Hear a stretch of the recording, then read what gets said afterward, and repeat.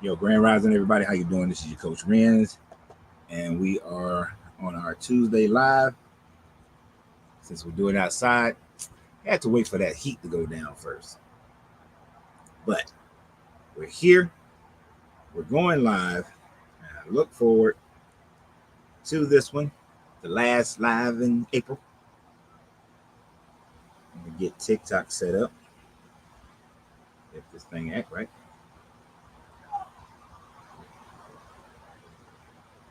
And how's everybody doing? As you come on, let me know who you are, where you at. Make sure everything's good to go. We'll have TikTok up in a minute.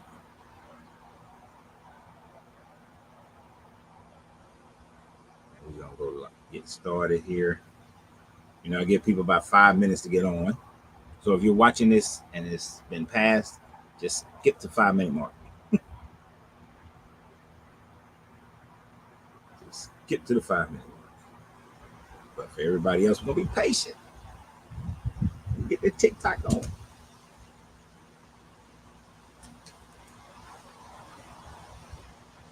Hope everybody's doing well.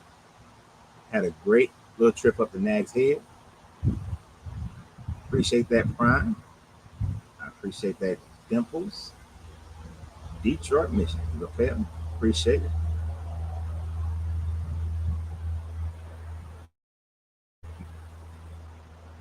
Oh, you know what?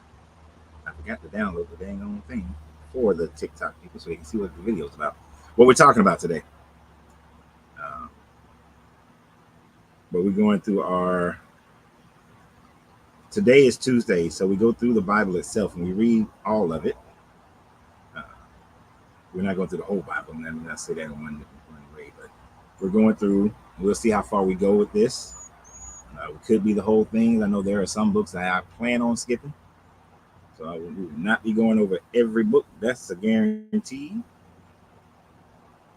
I will certainly skip some of them.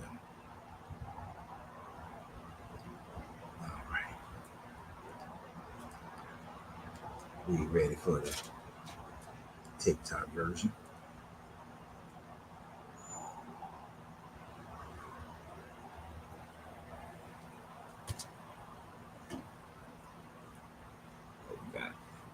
From Wisconsin.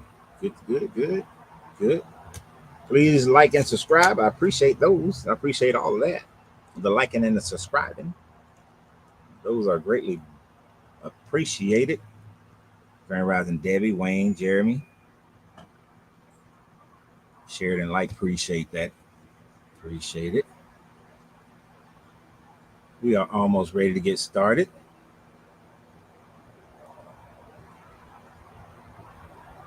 Where's my... Okay,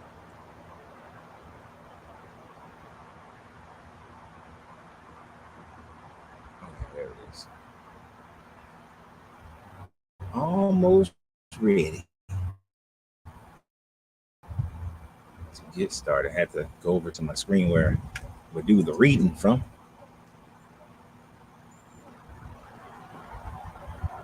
Is that right?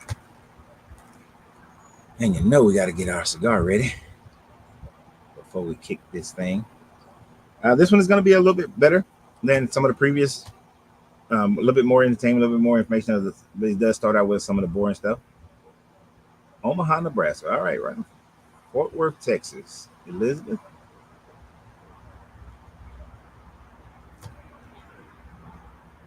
Yeah, next time I come to Texas, act like y'all don't know me. Grand Rising, Crystal. I try to post up things that people say when I answer them. Not everybody's going to see everything because some people on Facebook, some people are on YouTube, but I try to keep everybody, being able to see everything. Yep. The cigar for today is the Partagas Verde. The Partagas Verde. This is a great cigar. I love this cigar. Okay. Got some people in Texas. Can't say exactly when I'll be back in Texas, but we get around. We get around. That's for sure. Rochester, Minnesota, Southeast Texas. All right, about time to get started. So since it's time to get started, I'm gonna go ahead and I turn the TikTok live on right when we get started.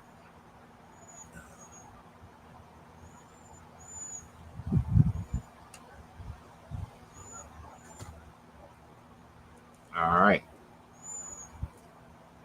From South Africa, cool. We got a couple people from South Africa who follow the page. Brooklyn in the house. Virginia. Oh, you're from Texas, but you live in Omaha. Got it.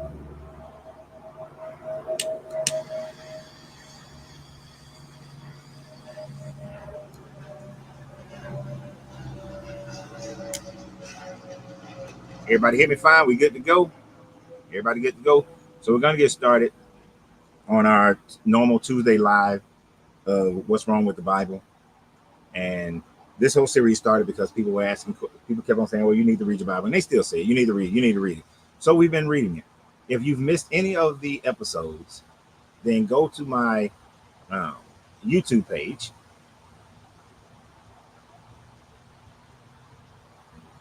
Go to my YouTube page and you'll be able to go back and look at all the old ones. For some reason, TikTok just came up and said that I'm limited to 10 minutes. That's weird. Tucson, Arizona. We was in Tucson last month in March. Oh.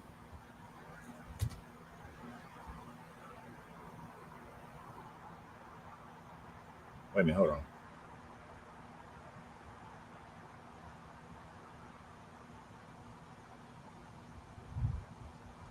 Wow. TikTok is tripping. Because I'm smoking a cigar, they're going to minimize my live to 10 minutes. That's crazy. That's crazy. I got a whole cigar channel on TikTok. And that's what they're doing. I swear.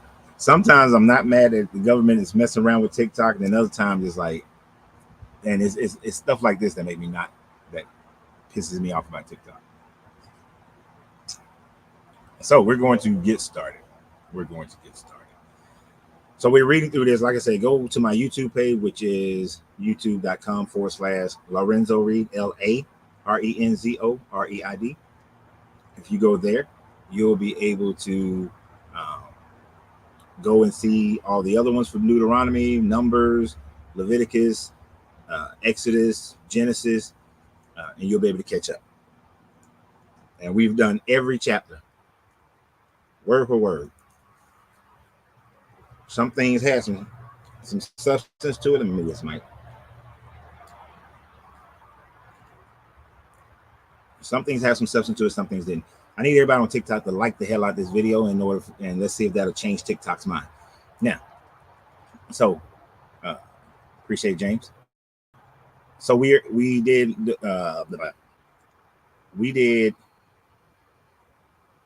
Deuteronomy 16 and 17. I mean, we're on Deuteronomy 17 and 18. And as we go through it, we read each part of it. I'm going to make some stop and talk about a few parts of it. I try to see people's comments as much as I possibly can if I can get it. And if the comment is relative to what we're talking about, then I'll try to acknowledge it. If it's not relative, then we will move on. And at the end of it, we continue on. Now, if you're on TikTok and you like this video, you like what we're doing over here, go over to my Facebook page, which is Coach Renz 33 on Facebook, or Why I Left Religion with Coach Renz, because TikTok's going to cut me off in about 8 minutes. So, as it starts out, it says that you shall sacrifice to the Lord your God an ox or a sheep in which is a blemish. That don't sound right. That's why it didn't sound right. I forgot a word. You shall not sacrifice to the Lord your God an ox or a sheep which is a blemish. Any defect whatsoever that is an abomination to the Lord your God. Because you know this God likes his barbecue. Got to have his perfect meat for all his stuff. What's up, Echo? Yeah, we ain't seen you in a while. Right? So he got to have his animal sacrifice, and it got to be perfect.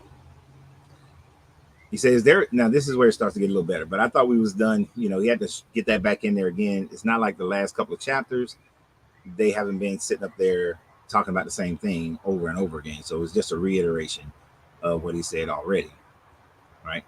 So it continues and says, if there is found among you within any of the towns which the Lord your God gives you, a man or a woman who does what is evil in the sight of the Lord your God, in transgressing his covenant, and has gone and served other gods and worshiped them, or the sun, or the moon, or any of the host of heaven, which I have forbidden.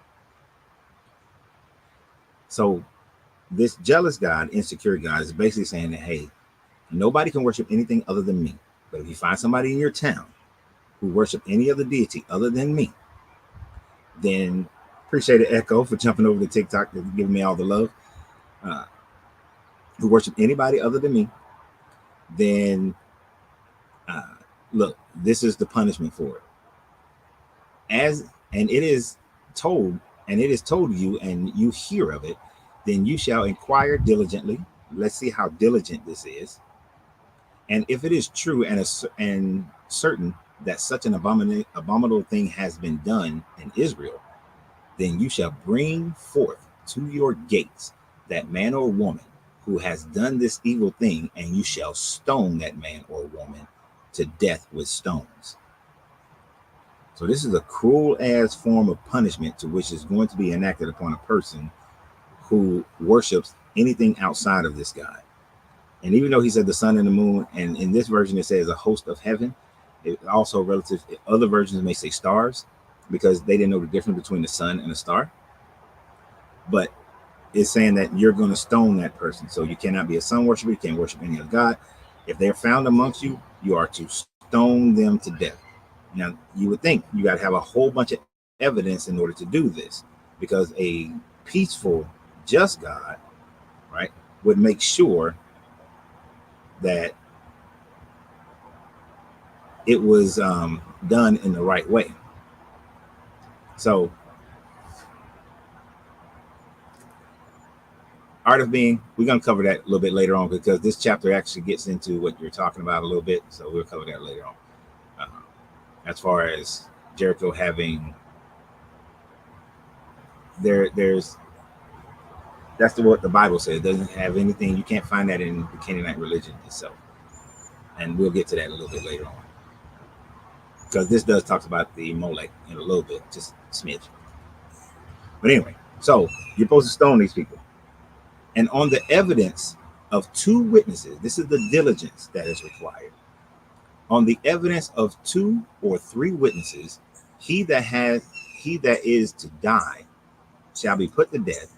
A person shall not be put to death on the evidence of 1 witness, and the hand of the witness shall be first against him and put him against him to put him to death, and afterwards the hand of all the people. So you shall purge the evil from the mindset, the midst of you. Is you know what, this floor and fauna is messing my eye a little bit. All right. So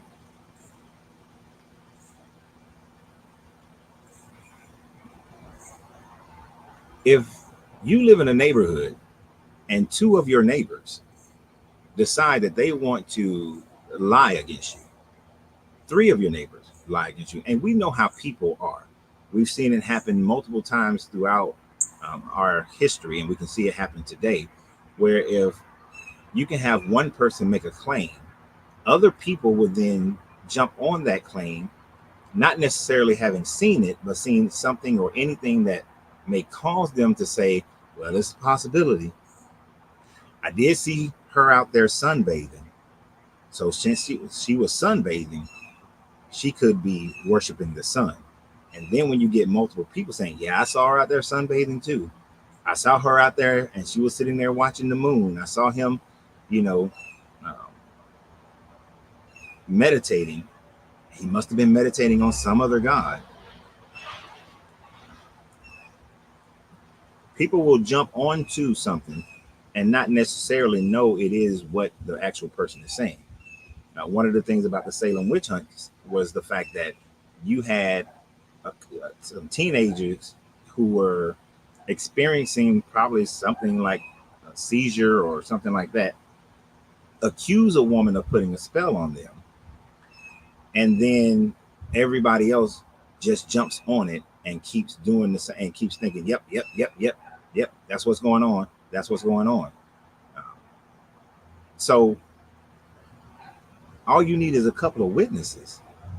Not that you got to catch the person in the act, not that the person outright comes and claims that this is what they're doing, but if society deems, if two or three people deem that this is what you're doing, then you're to stone these people. At least they say the people who make the accusation got to be the first one to do it. Like I would imagine if people who wanted to be, who was going to die because they were being shot at by firing squad would probably, you know, want that to happen. Wouldn't want to be the ones to take the shot. As a matter of fact, you might have 7 people up there, but only like 2 people got actual bullets in their gun because of the emotional impact it takes to kill somebody. But in this instance, it's basically just saying that if 2 or 3 people claim that you have done this evil thing, which is to worship another god or worship the sun and the moon and all that, then they're going to stone you. And that is all the evidence that is needed. So that's that diligently, that inquiring diligently to make sure that the person is right. We know that that doesn't hold up in court at all. This is why the exoneration is such a big deal, especially in towards the Black African American community. Black men are exonerated 50 at a 50% rate higher than anybody else because people just make shit up. We know that the lady made up the lie about Emmett Till and the people just ran with it. So this opens and this was part of what we covered in Numbers, I believe somewhere in the 30s of Numbers, like 34, 35. It said that as well. Um, so it doesn't take 30 elders. Hold on, my man is saying that. Let me put this longer comment up. False. There are 70 elders who sat on the Sanhedrin with equity towards the accused. Jesus is an example. When Jesus was put on trial, all he had to do was say that it wasn't true, and he would have been free. Jesus died because he didn't deny that he was the Son of God, which actually has zero to do with what we're talking about. Zero. See, this is what Bible believers do. Bible believers will take an instance that's at least 700 years, 700 to 800 years from the time frame that this was written. So 700 years of cultural change, 700 years of political change, 700 years of being conquered by one group or another group, and try to make it fit into the time frame that they want to make it seem like it was right. Because later on in here, it's going to just later on, Victor, if you read this, if you stay here long enough with us, you'll see that later on it's going to specifically say whatever the judge is that is on duty. It says nothing about a Sanhedrin. It says nothing about a bunch of judges. It did say the elders, but the elders doesn't necessarily mean the 70 elders because we're talking about Deuteronomy 17. We haven't gotten there yet.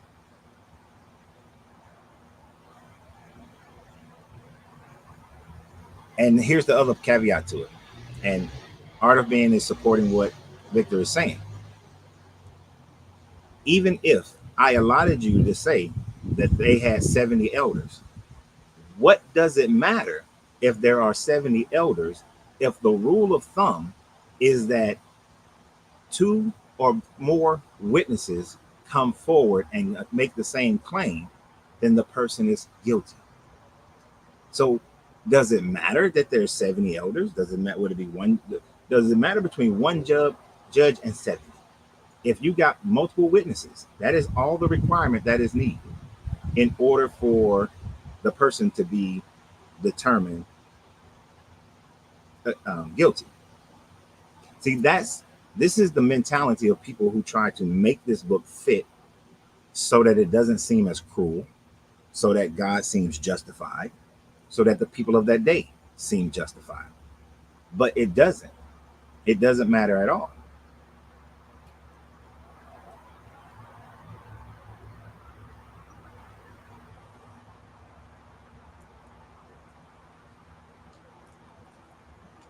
And we're not going to get stuck on this point too long,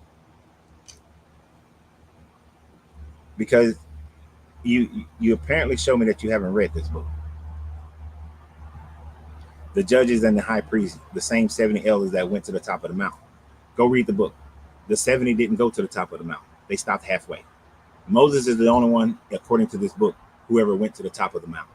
We covered that when we was going through this book in Exodus, that Moses was the only one. Moses repeated that saying in Deuteronomy and Numbers as well, that he was the only one that went to the very top of the mountain. The other elders stopped halfway. They didn't make it all the way up there.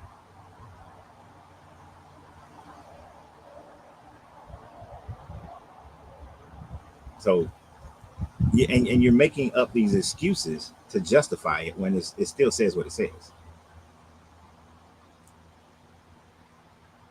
It matters because it's what the judge says, not what the witnesses say.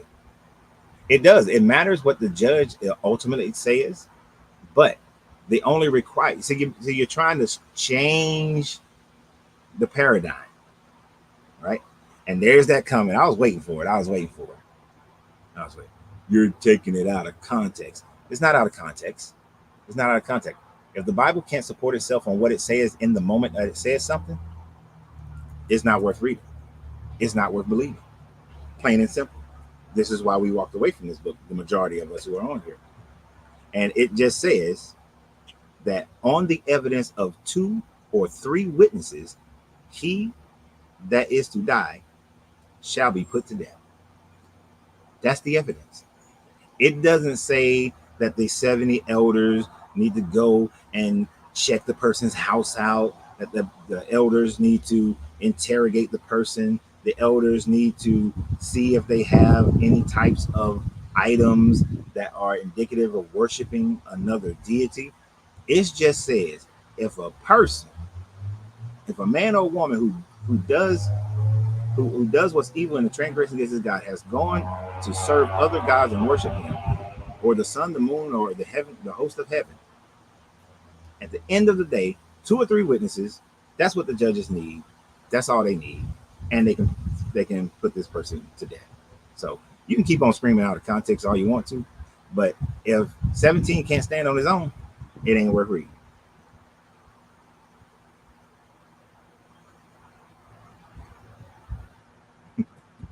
And look, y'all. Oh, this last time. Okay.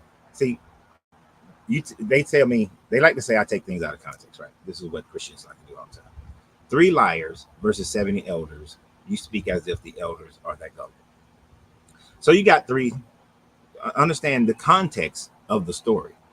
The context of it says that if in another city, some man or woman is found to believe to be worshiping another god, the sun, the moon, and the heavenly host, and the people come and they say that this is what that person is doing, those 70 elders are not in the village to witness whether or not the person is that person to worship the other gods or worship the sun. They have no evidence other than the 3 witnesses. So it's not about gullibility.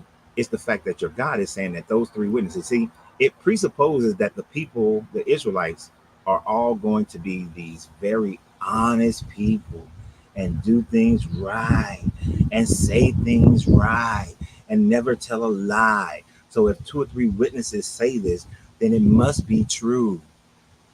You see what I'm saying? So you're trying to, they try to manipulate it in order for it to fit in their mind, to make it seem like, oh, these guys are doing the same type of evidentiary search that we have today with CSI. This ain't CSI.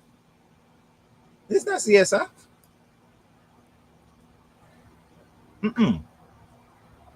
Because like I gave the example with the Salem witch hunts, how many times did people in, and not just Salem, just the Inquisitions and the witch hunts that went on through Europe, how many times did people accuse somebody of doing something? And although you had judges and town people and all this, they still killed that person, believing that they were following Deuteronomy 17, right? They were following Deuteronomy 17. But that's just the nature of people. People are that way. People are gullible as hell. People are sheep. All right.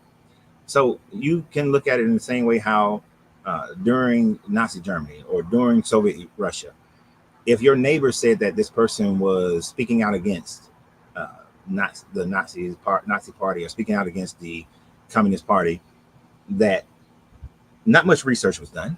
They just took the word of those people and went on about their business and would kill them or exile them or imprison them.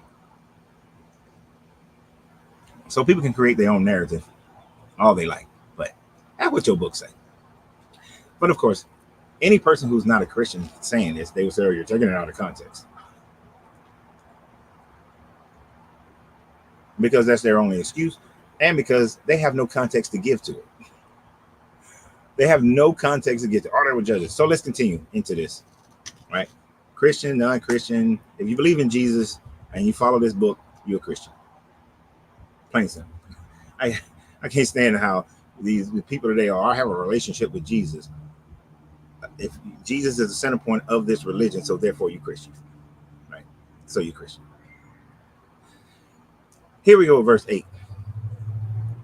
If any, because I'm afraid that somebody's going to come here and then I'm going to have a guest out here, and I can't talk like I want to talk when there's a certain guest out here. So we got to get through at least this part. All right. If any case arises requiring decisions between one kind of homicide and another, one kind of legal right and another, or one kind of assault and another, any case within your towns which is too difficult for you, then you shall arise and go up to the place which the Lord God will choose. And coming to the Levitical priest and to the judge who is in office in those days. Let me read that part again. And coming to the Levitical priest, plural, and the judge, singular, who is in office in those days, you shall consult them.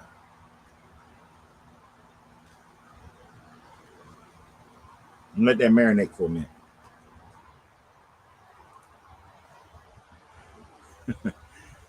Coming to the priest and the judge, a judge, not 70. It didn't say to go to the 70.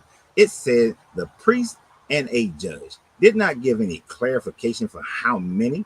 It says judge.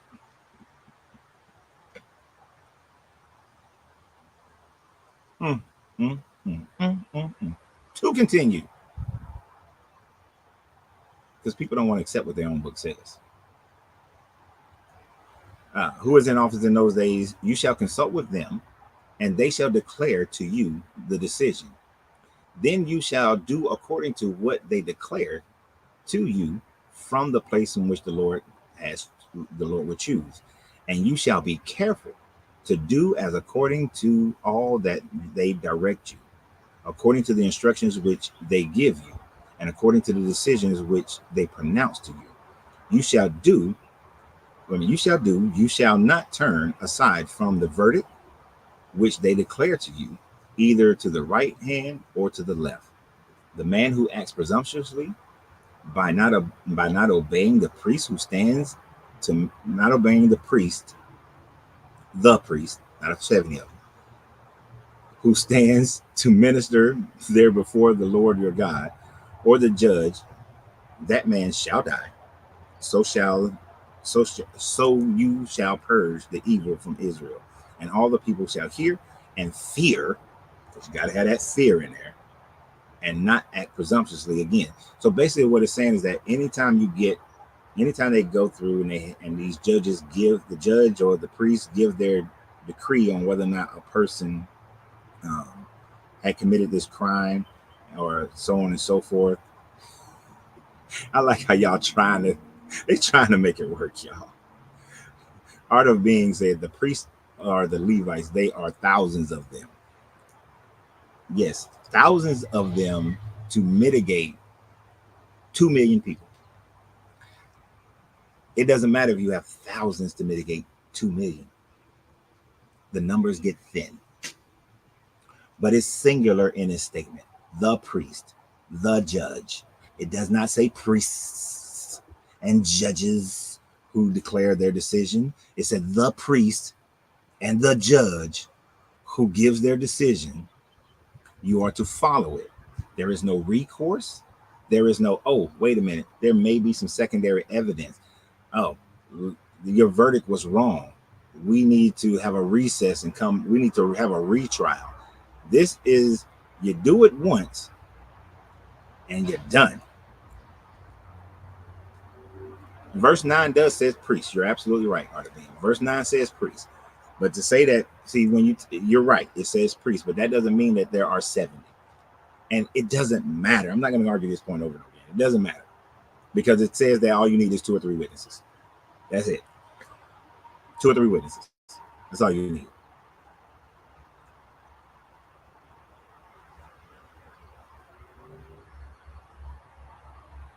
That's all you need.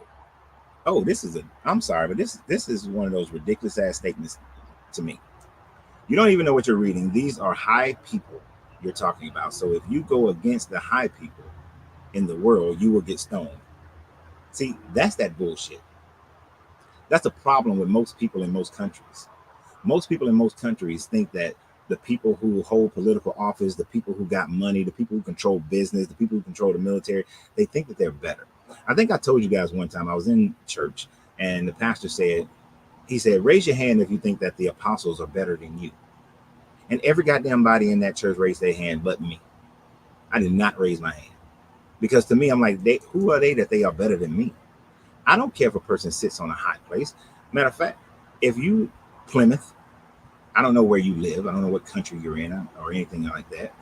But basically what you're saying is that anybody who's in a higher place than you are better than you, and you shouldn't say nothing about them. You shouldn't do anything. You shouldn't go against them.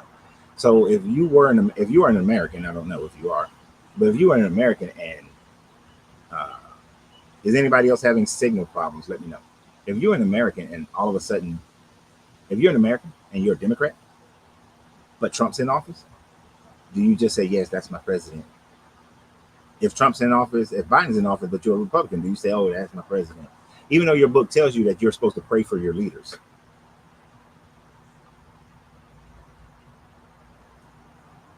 No, I'm dead serious. I am dead. Look, and y'all don't take anything wrong. I'm not mad at Victor or Art of Being, right? I don't have any ill will towards them at all. But yes, I was the only one, because I've been about this life. I've been about questioning this stuff since I was 9 years old. So when it was even asked, it didn't make any sense to me. You know.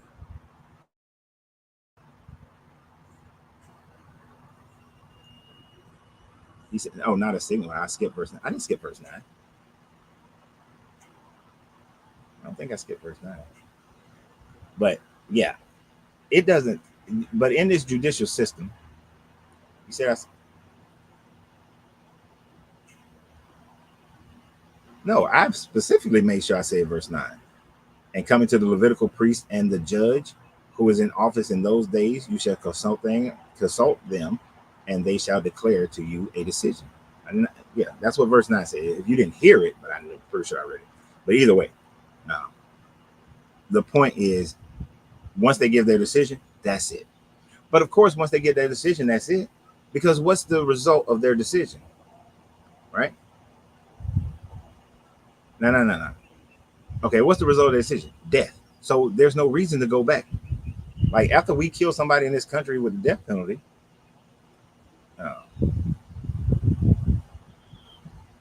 there's no recourse. No. My guy.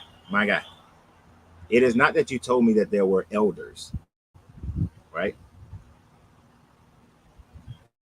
It's the fact that you claim that there are 70. And I did not skip that part. That you claim that there was 70, and because there are 70, that 3 liars the 70 wouldn't be so gullible, and they would go with the 3 liars. But the problem in your thought process here is that your Bible is saying there only needs to be 2 or 3 or more witnesses as far as what the evidence of what a person is doing. That's what it says. Now the judges, and there could be 70. That's not the main point. There easily could be 70. There could be 100. But they're basing their evidence on the eyewitness testimony of 2 or more people. And those 2 or more people could be lying. That is not sufficient way to determine guilt of anyone. That's the point. The point is that is not sufficient evidence.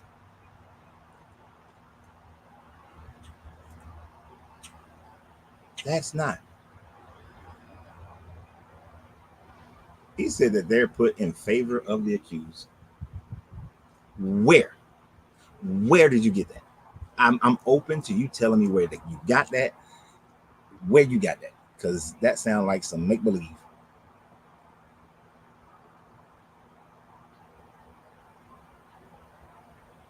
Oh my gosh. What the fuck? Would they put elders and judges there if their intent is to kill the what was the point of a black man going to trial in the 1950s and 60s in America when they put white jurors on there and white judges? You know that they're going to get accused, but they got to go through the formality. And then you got to think about where did the whole idea of having these 70 elders came from, having other people in charge. First, it initiated with Moses and his father-in-law Jethro saying, you need some help. And then later on, they were told to get these elders. So they were put there to help Moses kind of rule the people, and then they were also there to help rule the people. That's what they're there for, because Moses was doing everything. Aaron was helping a little bit.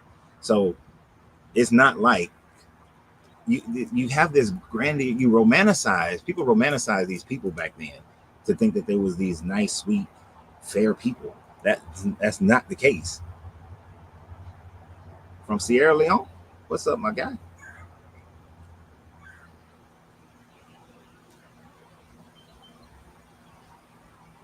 And see, no, and he's saying because they, where is it in this book that it says that they are in the defense of the accused favor? Where? Where? What's up, Marcus?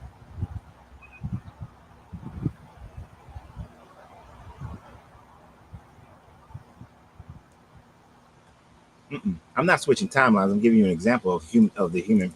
So he thinks that I'm switching timelines to black people because I said something about him switching timeline to Jesus.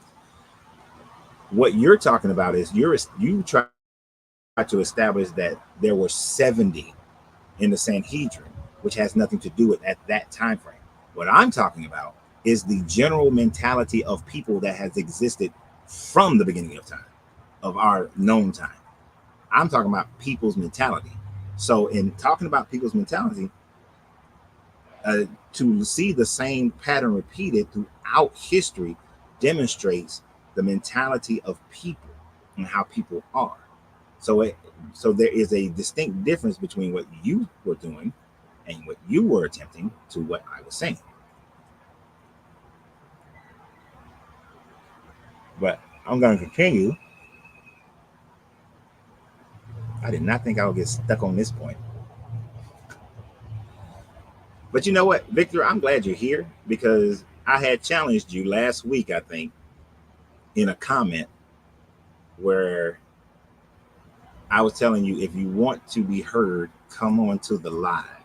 So thank you. I don't know if you remember me or saw that I said that, but thank you for being here because I don't do long-winded back arguments in comments. This is where we get this part done. Right, Shane. That's what I was talking about earlier. That same pattern was shown in the Inquisitions. It's a pattern. It's a pattern of man to do this.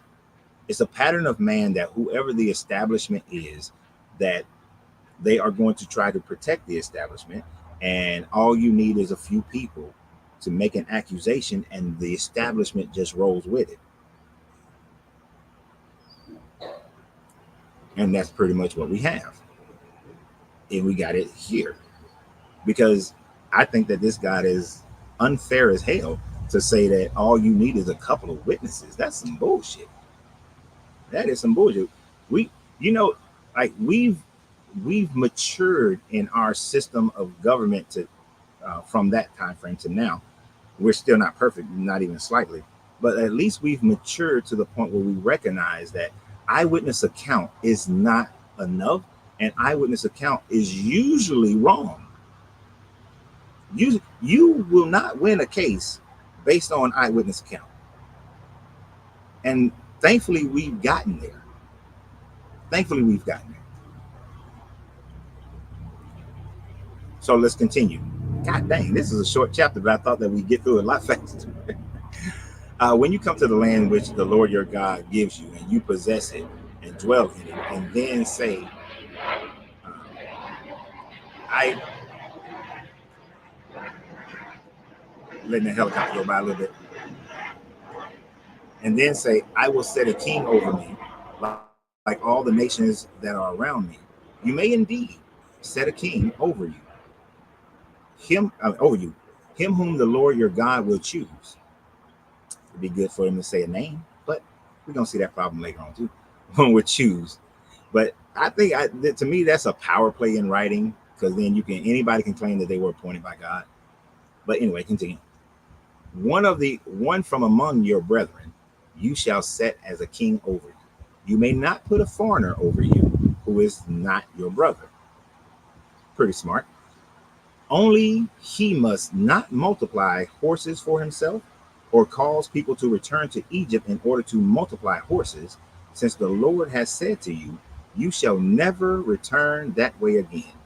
And he shall not multiply his wives for himself, lest his heart turn away, nor shall he greatly multiply for himself silver and gold.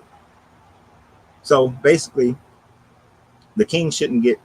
You can have a king, that's fine. King, this guy to help you pick who your king is, that's fine. Uh, it's good that he's putting limitations on the king. Don't be multiplying a whole bunch. Don't be trying to make yourself rich off the people. That's pretty decent. That's some decent stuff there. The only problem I had with this part is in 16. Only he must not.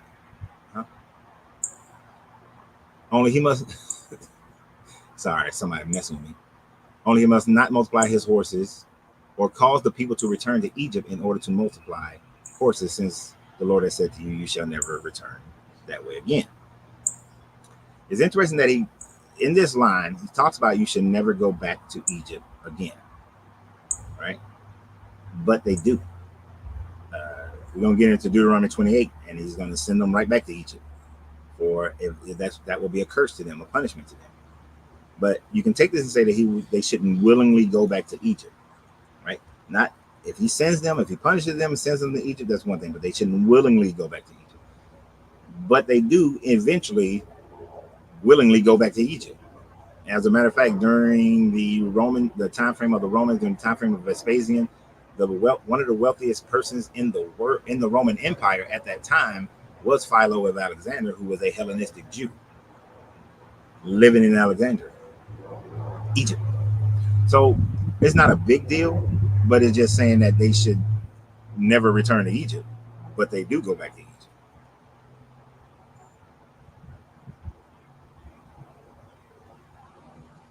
I'm sorry, I know I missed a whole bunch of comments. If the comments don't have anything to do with what we're talking about, I just skip over. Right?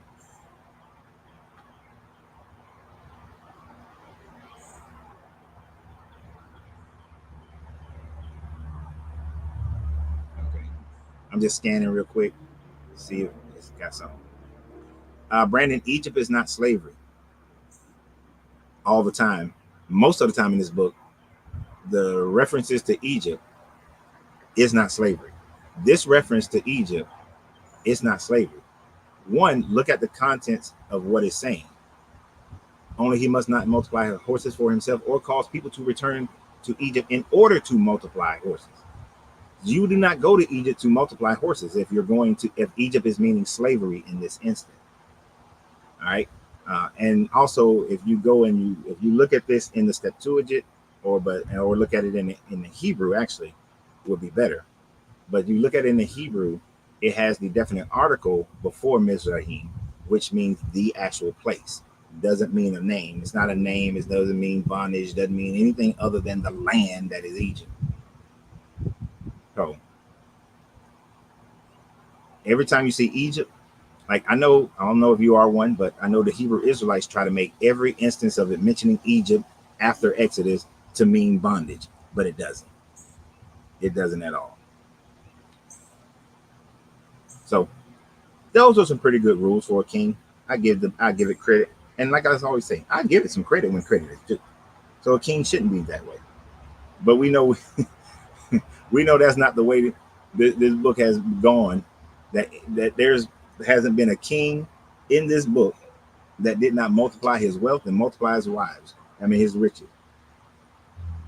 And what's funny is that it's a little bit contradictory on the wives part, because when soon as David became king, he told David, I'm gonna give you all of Solomon's wives. So he did the very thing he told kings that they should not do. They go and multiply their wives. Now, this is not saying that you can't have polygamy, but that you just shouldn't multiply for yourself. So to finish this chapter out, and when he sits on the throne of his kingdom, he shall write for himself in a book a copy of this law from that which is in charge of the Levitical priest, and it shall be with him, and he shall read it all the days of his life, that he may learn to fear the Lord his God by keeping all the words of his law and the statutes and doing them. That is his heart, that his heart may not be lifted up above his brethren, and that he may not turn aside from the commandments, either to the right hand or the left hand, so that he may continue long in his kingdom, he and his children in Israel. I will say it would be very good if the kings of past and the so-called kings of today actually followed this idea for the people who actually believe in this book. But because we know that they don't, we can see it evident in the world today that those who are rulers over Israel, they don't follow the laws of this book. They don't. Thou shalt not kill. There's a whole bunch of killing. Thou shalt not bear false witness. Old BB was sitting up there talking about how we're over here, the protesters are harming the Jewish students. And not one instance has a Jewish student been harmed, but a straight line. So we know he don't write this down every day. He ain't reading this every day, all the days of his life, right? And then as you can read this, as we go through this book, I don't know how far we're going to go through it, but we will see that some of these kings do not do what this man is saying, what this book is saying, right? Not even a little bit. So we're going to get ready for 18. Let me check some of y'all comments before I get into 18. 18 is not very long either.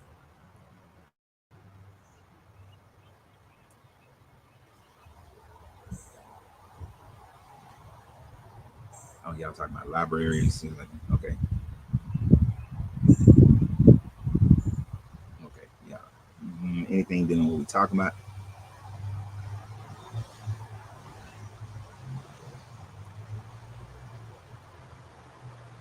Here's the thing about this, and Israel messed up and God turned them over to the world for not following these laws. Israel, and maybe it's the military in me, and the military training, and the military history. I'm not a military historian, but I studied a lot of military history. That area of land has always been coveted by every Mediterranean society and Near East Asian society because of its access to trade routes and its ability to bond kingdoms together. As you build kingdoms, it's centrally located to keep the kingdoms intact.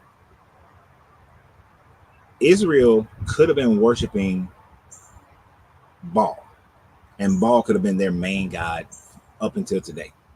It would say the same kind of stuff, and people would say the same kind of stuff. It is not their disobedience that caused them to be a vassal of, to be pretty much conquered by the Assyrians, save for Jerusalem, to become a vassal uh, of Egypt, to become a vassal of the Babylonians, to become a vassal of Persia, to become a conquered by the Greeks. Had a little bit of time as the Maccabees of being independent, and then becoming conquered by the Romans, and then the Ottomans, and then the different crusades that won and lost, and then being ultimately conquered by the British, and then in 47 becoming their own state. Throughout the previous history, it was a vital place to control because of the way the world, that portion of the world worked at that time frame. It has nothing to do with God. It has nothing to do with their obedience or their disobedience. It simply has to do with the fact that it is a very good spot if you're controlling for trade, for controlling military, and for moving people and communicating over that area. That's it. A God ain't got nothing to do with it. But the people of those days, and even some still to this day, because when I was going to Desert Storm, one of the military pastors sit up there and said that God is for us and not and against the Iraqis. So people still to this day think that there is some God that's going to be involved in who wins a war and who controls some land, when there is no God that's involved. It is man. It is technology. That's it. Nothing else. Because if we say that it is a God that is involved, then you would have to say that it is the Orishas that gave Trudeau, was it Trudeau? Was it, his name's not Trudeau. I don't know. I forgot his name, just fell out of my head. 1804 Haitian Revolution. That it was, so you would have to say that the Orishas gave them power to overcome the Spanish, the French, and everybody else that they defeated in order to make Haiti the only black African slave revolt that was successful. Actually, hell, it might be the only slave revolt in history that was successful. Because I can't think of another slave revolt period that was successful in establishing a country.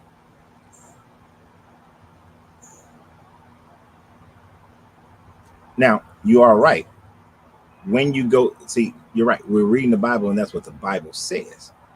But the point of this channel is to demonstrate that just because the Bible says it doesn't make it true, and how fallible it is, and that fact that it doesn't work. So yes, the Bible says that, but the Bible ain't right. The Bible's wrong.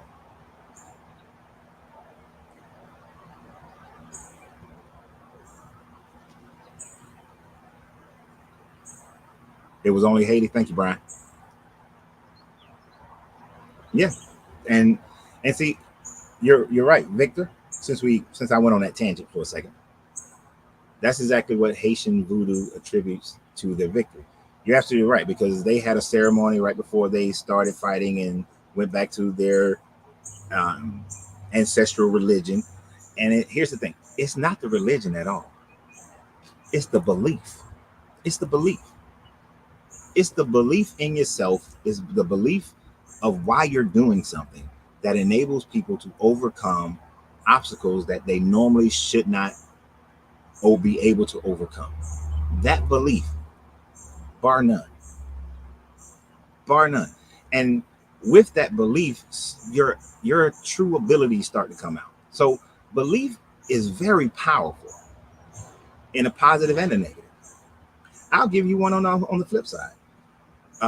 During the Zulu Wars against the British, I think it's the British, against the British, there was a British fort engineer who had to command a post, and he was outnumbered like 3,000 to 100. But he was able to sustain through ingenuity and tactics and belief in his God, which he was Christian, that he was able to, he didn't necessarily win, but he won the respect of the Zulu general who was in charge, to where the point where the Zulu general was like, I'm gonna let you have this. I respect what you've been able to accomplish. Right. got their ass whooped later on in a whole nother battle. But belief in yourself and belief in, sometimes belief in a deity, can power a person or a group of people to go far beyond what is expected. So even though I don't like belief as far as in some God and that the gods have nothing to do with nothing, people, it's all the power of your mind.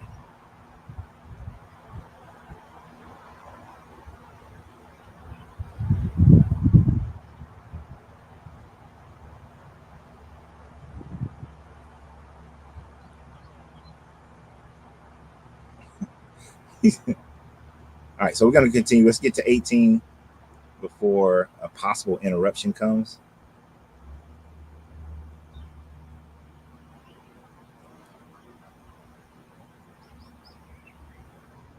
But John Wick is right. The only authority that the Bible has is the authority we give it. That's it. Beyond that, it has no authority whatsoever.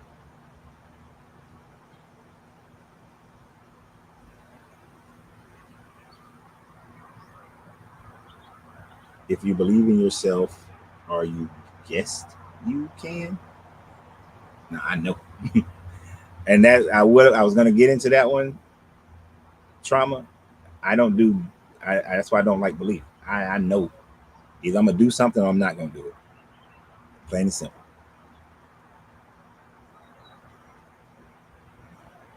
All right. So to continue. 18. I find 18 a little interesting as well. So we're gonna get into 18. Thank you, Teresa. Thank you. The Levitical priest, that is, all the tribes of the Levi, shall have no portion or inheritance with Israel. They shall eat the offerings by fire to the Lord and his rightful dues. They shall have no inheritance among the brethren. The Lord is your inheritance, as he promised them.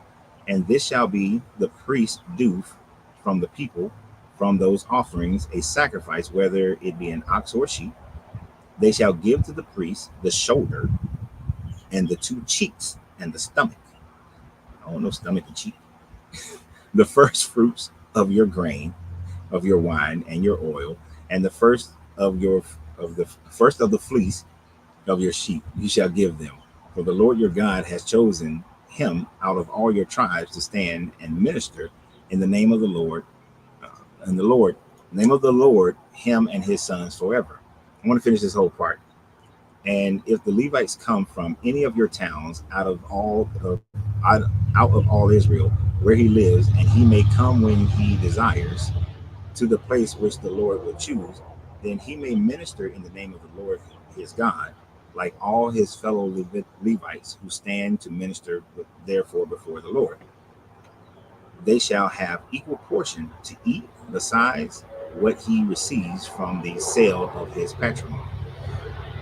I always found this part interesting because this is where, when you hear people arguing and they're saying that the tithe is not money, the tithe is not money, the tithe was, food. This is one of the places that they go to often to say that the tithe was food. The tithe was food. That you shouldn't be giving money to these pastors uh, because that's not tithing, right? I generally don't get into that argument too tough because the fact remains that if this was the Bible, if this was written today, then it probably would talk about money.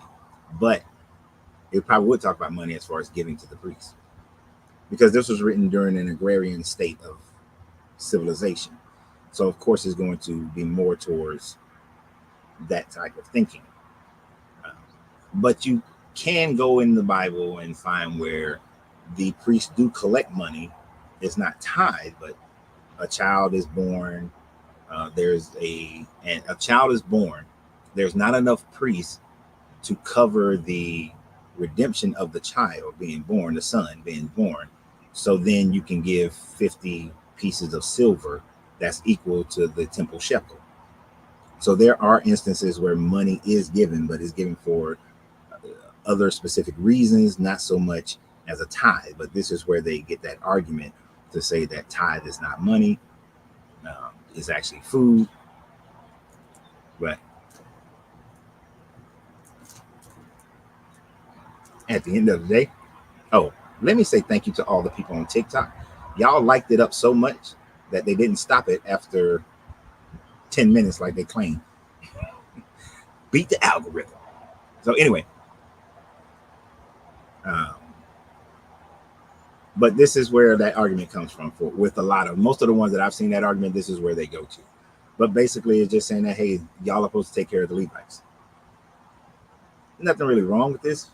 This is just saying, hey, these are the priests. The Levites don't get up. They're not getting land because they're going to take care of God's temple, his house, and do all the teachings and all this sort of thing. So y'all need to take care of them that way. Now, what I find, only thing I find interesting is that in today's world, and then soon, right? Well, soon as they move into Christianity, and in today's world with the Jewish people, the priests do not all come from the line of the Levites. Trauma used to. But there's nothing much else there. That's just fine. That's just how they're going to run their situation. This is where we're going to get into the good part. When you come into the land which the Lord your God gives you, you shall not learn to follow the abominable practices of those nations, because you got to keep worshiping this God only. There shall not be found among you or anyone who burns his son or his daughter in an offering. Now, I do want to stop right there for just a second, because this is making them pass through the fire. I just did a video, and this is what Art of Beauty was talking about earlier. I did a response video to a long ass comment that they made. And y'all know I don't. It must have been good, the fact that I read a long comment. I usually don't read those. So for anybody else, just want you to understand. Most of the time when you write them long ass comments, I do not read them. I ain't got that much time. But when it talks about found among you anyone who burns his or her sons or daughter as an offering. So at this stage of the Israelites' journey, the Levites are now the representation of each child that is born. And so therefore, when it said earlier in Exodus, in the beginning of Exodus, that the child, that every firstborn male is to be given to Yahweh in the same way that you give the cow, the firstborn calf and sheep and all those, which is a blood sacrifice, a burning sacrifice, that is called a Molech. Now, because of Greek interpretation, the Greek interpretation changed, as well as, well, now, you know what? It happened before the Greek interpretation. It happened before the Greek interpretation. Around the 6th century, 5th century BCE, the interpretation changed, and they made it say to Molech, right? Making Molech a deity. And then they extrapolated that Molech was a Canaanite deity. But in everything that has been found about Canaanite people, at no point whatsoever has there been a deity that the Canaanites call Molech.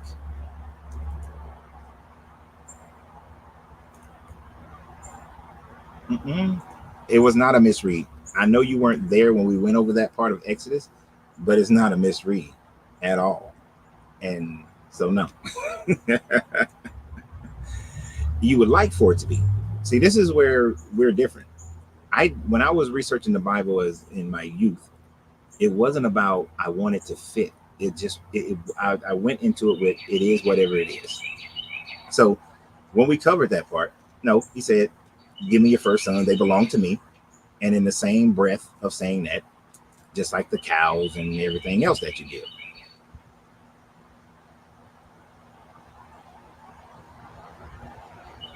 Well, if you were there, then you know I read it exactly what it says. And it's not a misreading. It's not a misunderstanding. It's what it says. See, y'all can't take what it says. But anyway, I'm not going to beat this dead horse. right? Because this is a dead horse. Ever since now, and that line, well, so where I was going, that line of thought was able to be continued throughout our known history. And then around 1935, it began to be challenged because one, no Canaanite artifacts are found to introduce Molech as a deity to the Canaanite people. Two, the the words, similar words that translated into Phoenician and other languages of Semitic languages were similar to the same word that was used to mean Molech. And so Molech became, they started to realize that Molech is more of a type of sacrifice. It is not a deity. And more scholars have been moving towards that thought since 1935 up until today, where I can't say the overwhelming majority, but the only scholars that I see that are stuck on Molech being a deity are the Christian apologists. Those are the only ones who are really, that I've really seen that are stuck to that.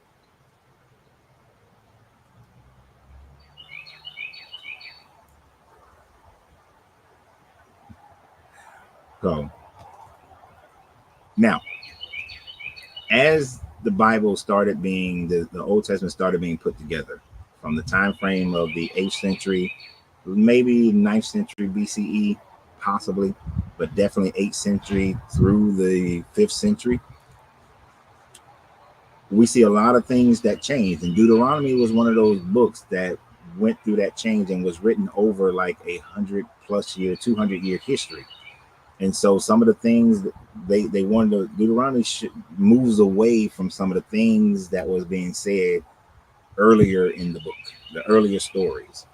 So they moved away from it. And this is one of those things that was changed in order to move away from it.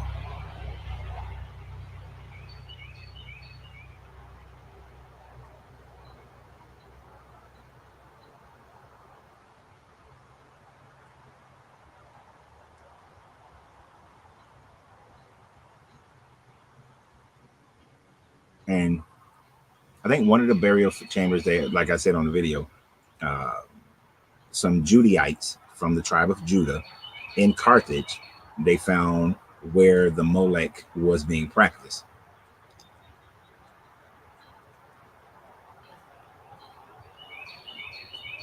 What did I think somebody? I can't 100% say that's where we was reading it, but I think so. Consecrate every firstborn male to me, the firstborn from every womb among the Israelite, both male, both man and domestic animal is mine. And that time frame, how did they consecrate it? It wasn't until later on that they said, okay, the Levites are going to represent each child. If you weren't doing that, then why do they need to change it and say the Levites now are going to represent the birth of every firstborn male? There would be no need to write that in there if it wasn't being done as a Molech. No reason.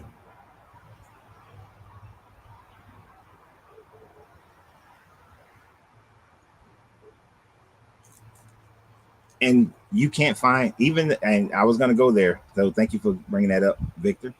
Some scholars have tried to say that Molech was an Ammonite deity, but all they did was take Molech and combine him with another deity. There's no evidence, even in the Ammonites, that they worship a deity named Molech. There's no evidence that anybody worshiped a deity named Molech.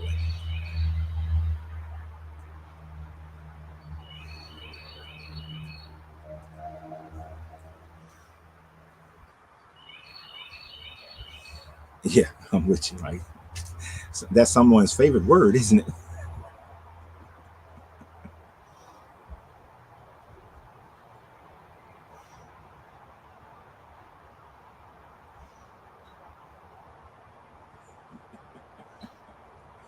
Because his name is Milcom. That's you doing some workarounds, my guy.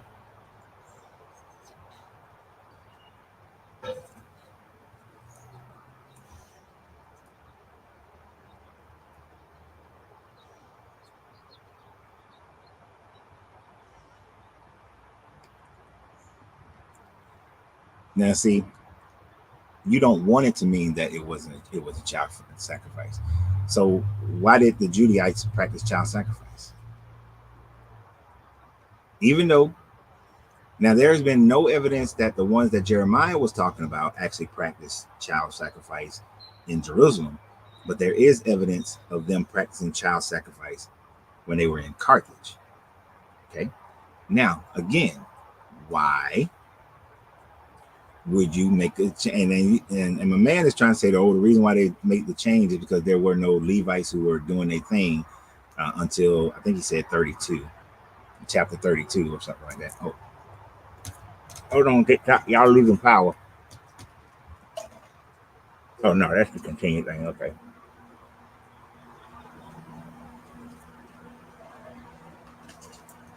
Ah, that's interesting.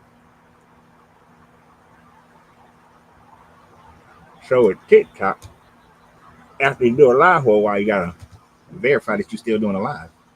It's weird. Now I'm not poisoning, but you know what? You can believe it how you want to believe it, because I know it sounds disgusting, and so you wouldn't want to believe it that way, and that's fine. You don't have to. Remember, unlike most people, I'm not trying to force anybody to walk away from their religion. Not at all. Hell. So let me continue this one. Um, where was I? Who burns the sun and dawn and offering? Anyone who practices divination. Oh, so anyone who practices divination, a soothsayer, or an augur, or a sorcerer, or a charmer, or a medium, or a wizard, or a necromancer. Let me stop right there with the necromancer part. When we get into Samuel, and we probably will do Samuel, I can't remember the name, but Samuel used a necromancer to talk to some dead people. Check it out. But Samuel did this very thing. And it was not, he wasn't punished for it. It wasn't a negative thing. He did the same thing. And what's the punishment? For whosoever does these things is an abomination to the Lord. And because of these abominable practices, the Lord your God is driving them out before you. You shall be blameless before the Lord your God. For these nations which you are about to dispose will give heed to soothsayers and diviners. But as for you, the Lord your God has not allowed you to do this. So we're talking about. Now I can't be 1% sure, Primer, but I don't think from my memory, and this is pure memory, I have to go and research it again. But Samuel didn't get punished for that. He got punished for some other stuff, but not for that. Not even a little bit. But we're also talking about a God who is saying practicing divinations and soothsayers and all this sort of thing.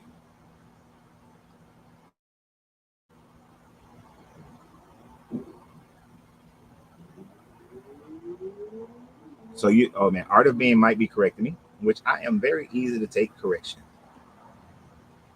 King Saul summoned Samuel, and Samuel cussed Saul out for doing it.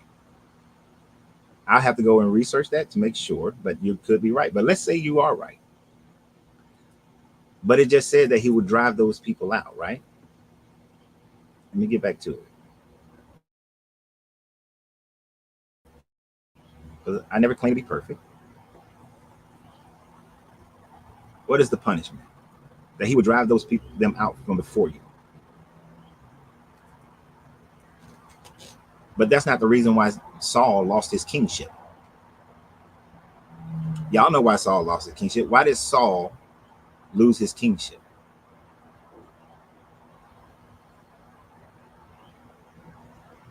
I'm gonna wait. Why did Saul get dethroned? Was it because of the soothsaying? Was it because of the necromancy?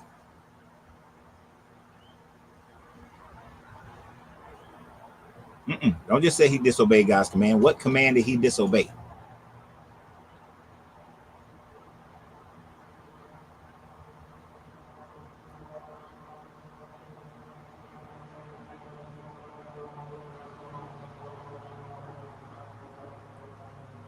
I'm waiting.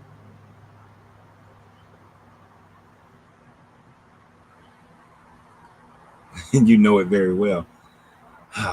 Because for the sake of time, and I don't want it to get completely dark on me out here because the sun is going down. Because he didn't kill everybody that he was fighting against, and he didn't kill all the animals. He took the animals for himself. Mm-mm. Saul got dethroned because he took them animals for himself. And this God has a history of that.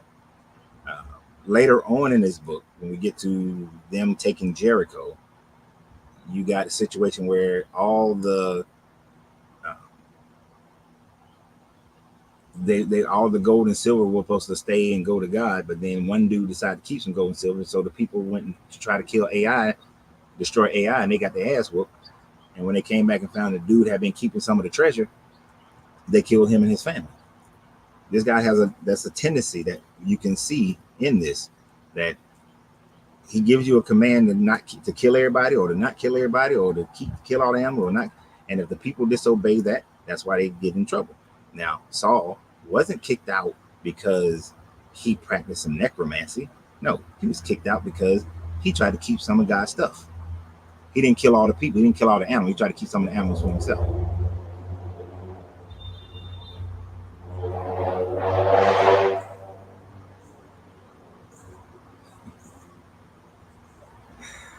Oh,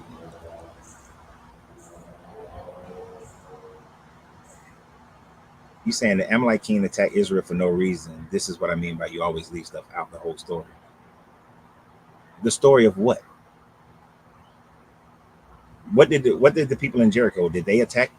Did they attack the Israelites? But the Israelites went and conquered them. So what is the point of your question or your statement? These Israelites just went and attacked the people because this guy said you can have this land. But we want to continue this because we almost done with this chapter, and then we can just talk about anything. Because I know that there's a lot of different things that people are saying, and I want to get there.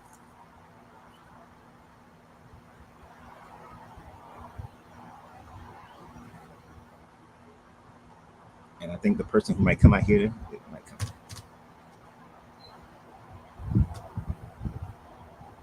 Now, your first comment was that Jericho was having sex with animals, and they got judged for it.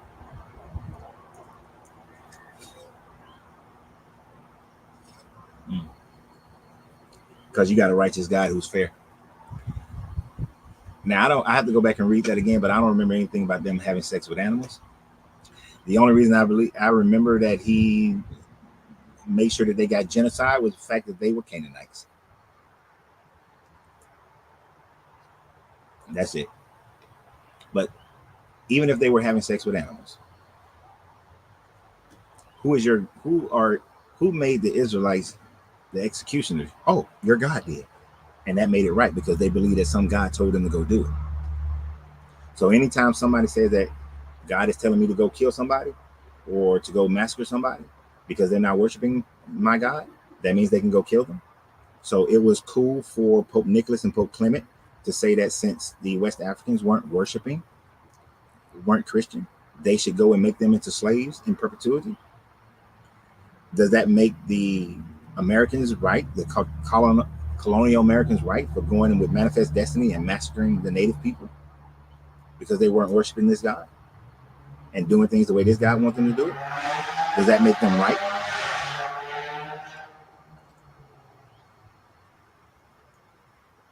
Mm-mm. Your God saying that, oh, they having sex with animals, go kill them. No, I'm not buying it.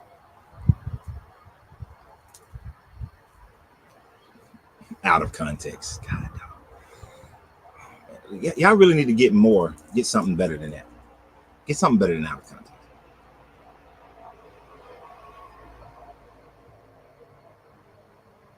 Get something better than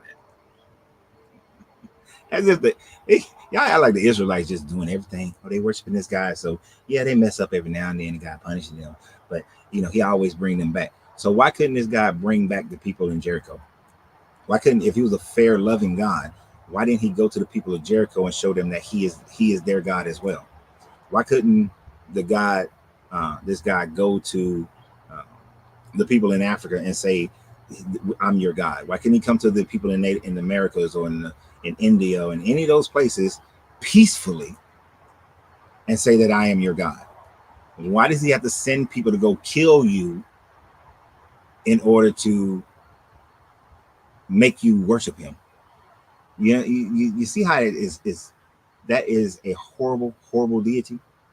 Hey, people in India, I know you are worshiping Brahma, but instead I'm going to send this British company in there and this Dutch company in there, and we're going to kill you. And then we're going to bring some missionaries and tell you that we're bringing you into this beautiful, loving religion.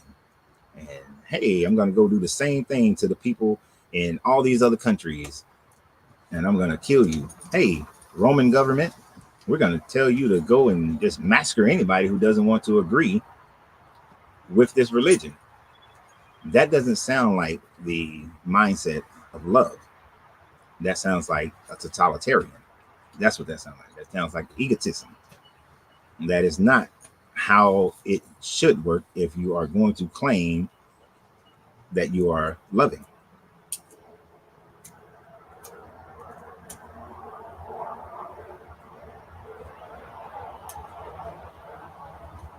Art of being, art of beauty.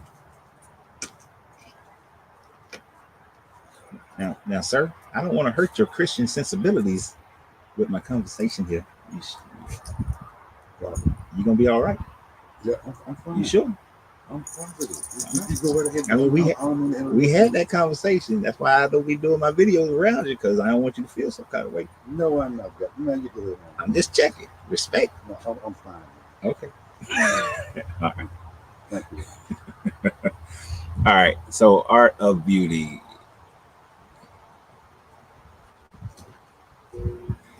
Y'all see that? That's Angelina Daddy. Y'all see Angelina Daddy?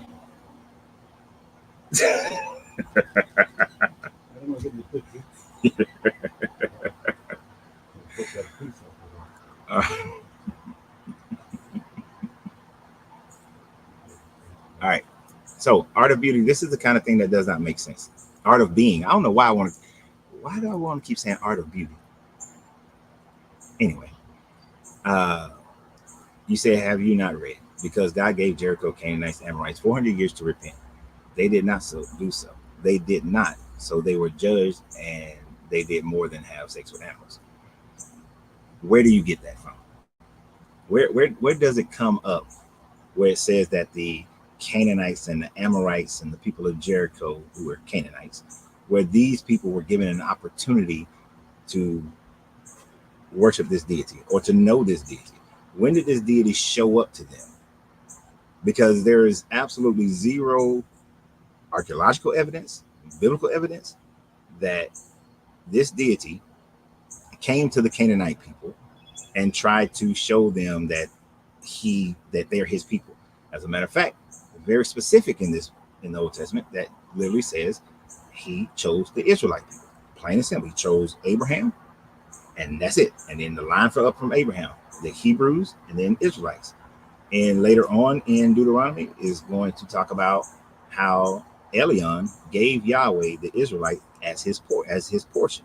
So there is absolutely no evidence of that these people were ever given a chance or ever shown, this God ever showed up. Right? So that's the make-believe that you have to do in order to convince yourself. But beyond that, beyond your make-believe, there's nothing. That's more doctrine. There's no data whatsoever that says that.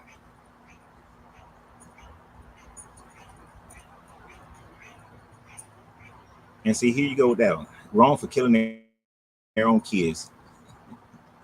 But yet I'm not going back into that discussion about how the ancient Israelites practiced the Molech in the same way. It is simply because it is a chosen people. And this was a chosen people because Every ancient people who wrote about their own version of their own deity believed that their group of people were the chosen ones of that deity. That's the human mind. That's how the human mind works. You think the people, the Aztecs, didn't believe that they were the chosen ones for their deity? That's why they went and they grabbed other people from other tribes and sacrificed those people, because they believed that they were the chosen ones. Now, did they sacrifice some of their own people? They did. But on most accounts, they sacrificed other people.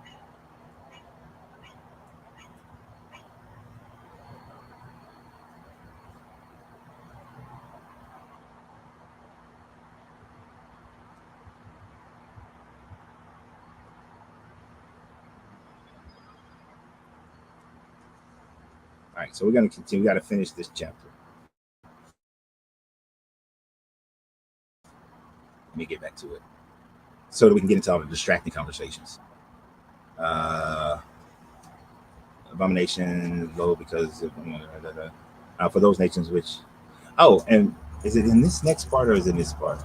Oh yeah. So the other thing that I wanted to add in there, that you're not supposed to do with sorcerers and soothsayers and practice divination, but yet in Genesis it talks about the fact that he said that he would give the sun and the moon and the stars as signs for things to come. Is that not divination?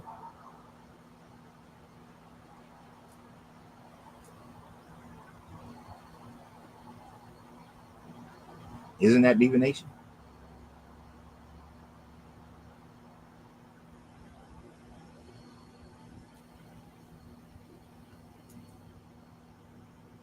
Khalees says no.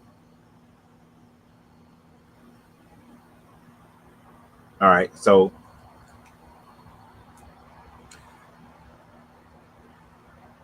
when you see let's say the Euphrates completely dries up, big earthquakes hit, the moon turns red as blood, the waters turn as blood, the asteroid Wormwood hits and poison all the fresh water. All those things start happening. What are those? When you see that, what do you devise from it? What do you divine from that?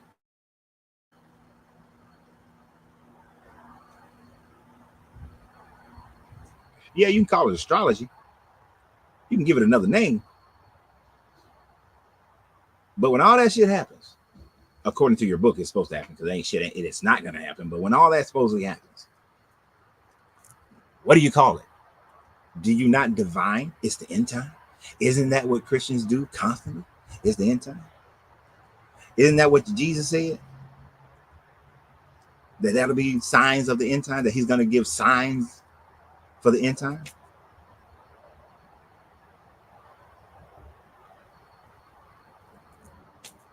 Actually, Summer, I need to shave. I need to line that up a little better.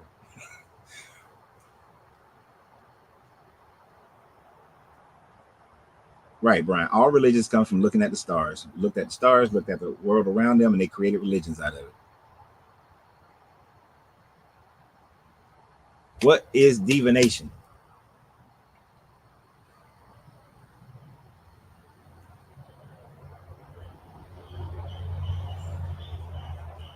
I mean, I like how y'all trying to change it. I like how y'all trying to change it. But when you look at anything that happens in nature or man or whatever, and you say that these are signs of this coming thing or this thing that's going to happen, that's divination.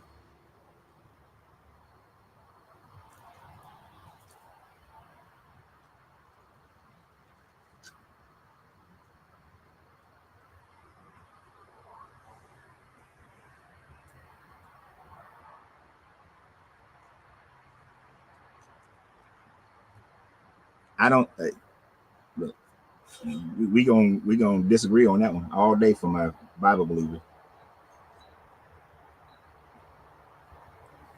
Okay, divination. Victor said divination is fortune telling, like telling someone the stars are aligned for you to fall in love and get a job. Not the same as prophecy.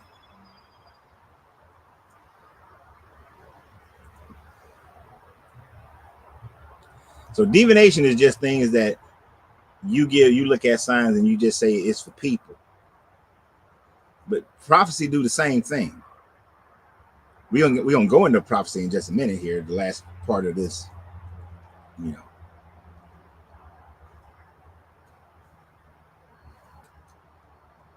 last part of this. Jean Ann said that it can be used to learn about the past, future, the dead, and the cosmos. So it can be used for all those things, right? It's not just this one thing. So all that stuff that's in Revelation is divination. It's part of the divination. Yeah, I got a light out here too. I forgot about that. Ooh, that's bright as shit. That's a little bit better. Just realized I had a light. Now, if I get attacked by a whole bunch of bugs, this show gonna be over.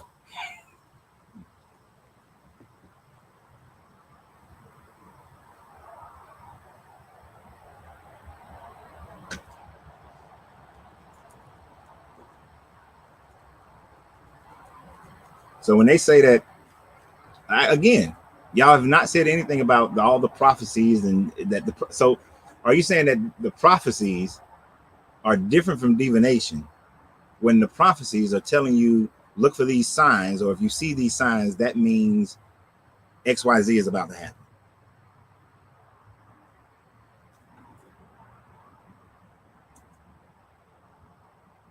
How are the end time prophecies different from divination? Other than just you want them to be.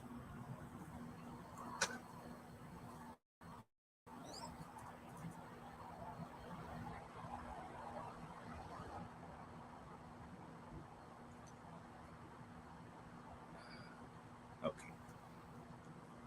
Divination. Act of foretelling by supernatural or magical means the future, or discovering what is hidden or obscure. From the old French divination, from the Latin, I'm going to say that wrong because I took Latin in high school. Divination, divinationem, whatever. The power to foresee predictions, the act of past participant stems of divinaire, literally, to be inspired by a god, from divinus, of a god, from divus, a god, related to deus, god, deity. So foretelling by supernatural or magical means.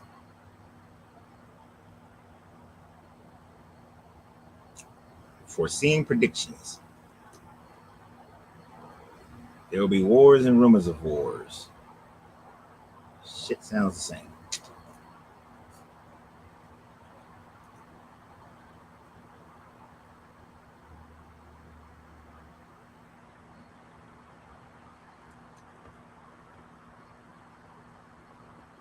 So just because another group has something and you're trying to separate yours, did not the Magi say they saw a star in the east and that foretold of the coming of the new king of Israel?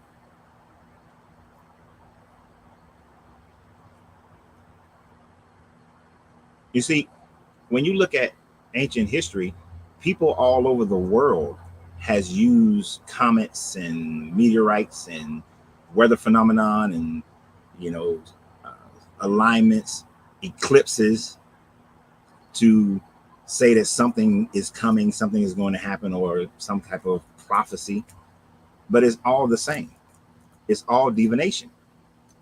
It's all divining some future event based on some astrological something, or somebody mixing. Even if you go to the voodoo people and they mix up some shit with some chicken blood and some bones and some whatever, it's all the same. It is all the same. Here's the only difference. This is the only difference. If my God did it, it's prophecy. It's good. If your God did it, it's evil.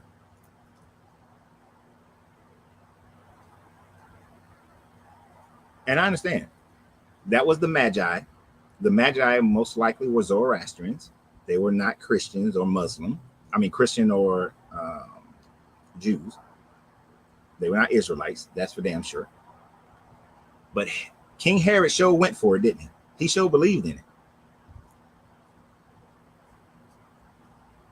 So did them 3 shepherds, supposedly. Them, I don't know if it was 3 shepherds. How many shepherds was out there in the field?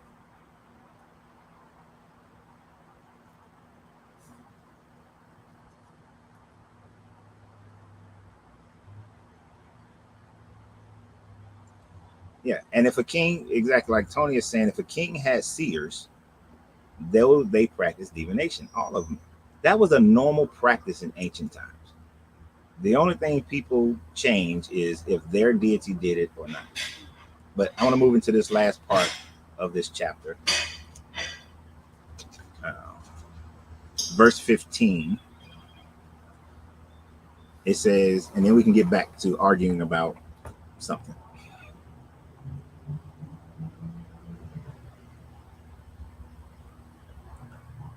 The Lord your God will rise up from you a prophet like me from among you, from your brethren. Him you shall heed. I always like when I saw pastors use this to say this was foretelling Jesus, and he wasn't talking about Jesus. He was talking about right then because Moses knew he was going to die. Just as you desire of the Lord your God at Horeb on the day day of the assembly when you said, let me not go here again. Excuse me. Let me not hear again the voice of the Lord my God, or see this great fire anymore, lest I die. Because they were, I don't know if you remember that part when we was going through, when they were at Horeb, they was, scared of the fire by night and the cloud by day. They was afraid of that. They thought they would die. So that's why Moses went up to the top of the mountain by himself, because they were afraid of it. And the Lord said to me, they have rightly said all that I have spoken. I will raise up from them a prophet like you from among their brethren, and I will put my words in his mouth, and he shall speak to them all that I command him. And whoever will not give heed to my words, which he shall speak in my name, I myself will require it of him. Now, I don't like this. Is very dangerous because this opens up a situation where people just claim, I heard this from God. Dude, stick to the subject, Victor. Horeb covenant is not the Moab covenant. I ain't say shit about the Moab covenant. The Moab covenant come out my mouth because I was reading what the thing says. It said, just as you desired of the Lord your God at Horeb. I ain't say nothing about Moab. And you type it in capitals, dude. Stop typing in capitals. If I want to read your thing, I'll read it. But that you write in capitals, I will ignore you because we don't do that. But I ain't say shit about Moab. Talked about what they did at Horeb. Your book just said what they did at Horeb. They was afraid. Go up there. Let me bring you 10 new commandments. Because I broke the other ones. But they was afraid.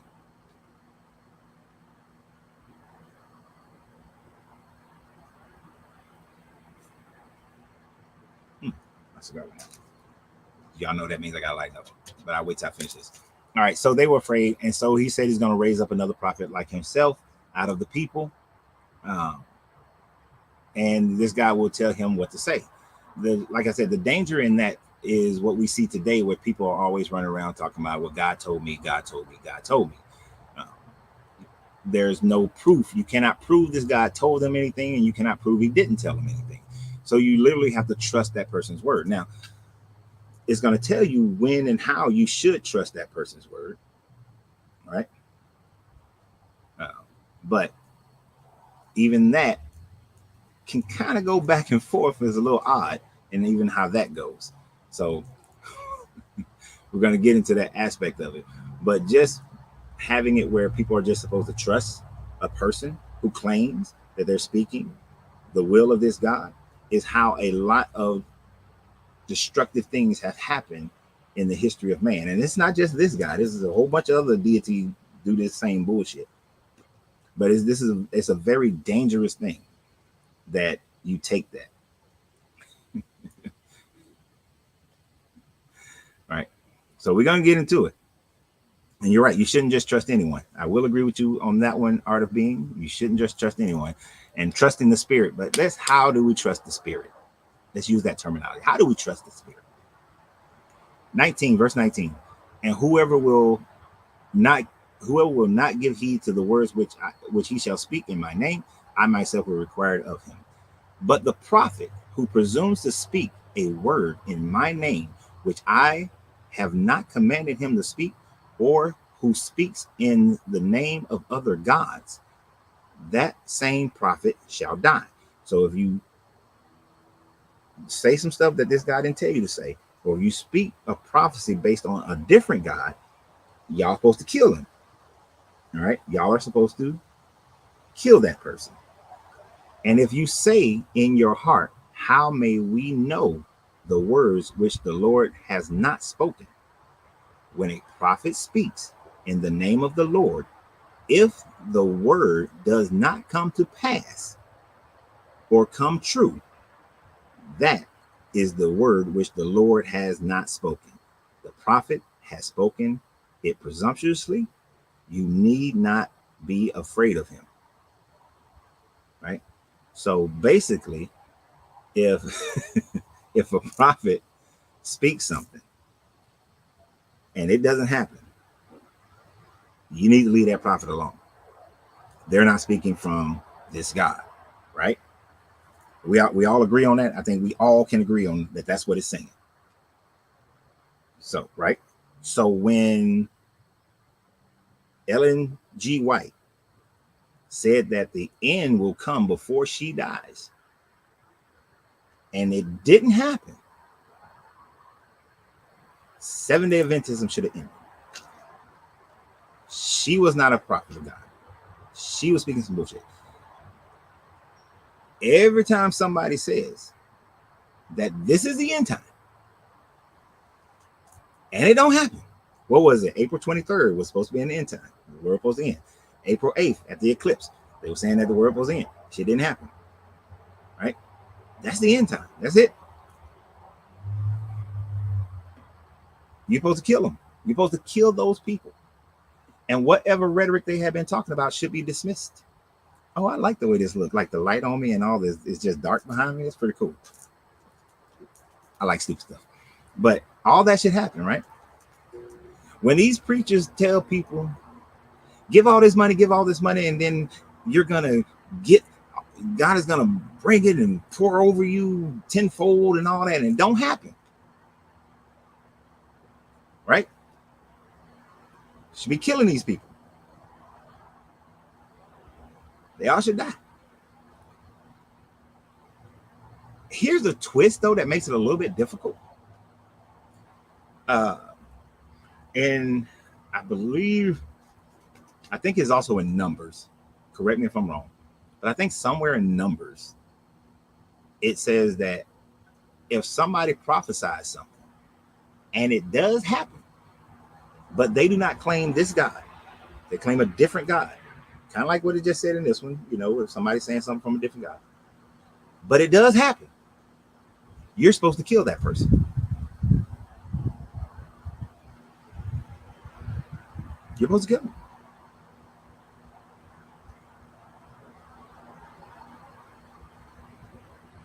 Aren't you supposed to kill them? But here's the hard part. Let's be real, people. Let's be real for a minute. I don't believe in this God. But if I made a prediction and it happened, and then I make another one and it happened, another prophecy and it happened, another prophecy and it happened, another prophecy and it happened. The general human person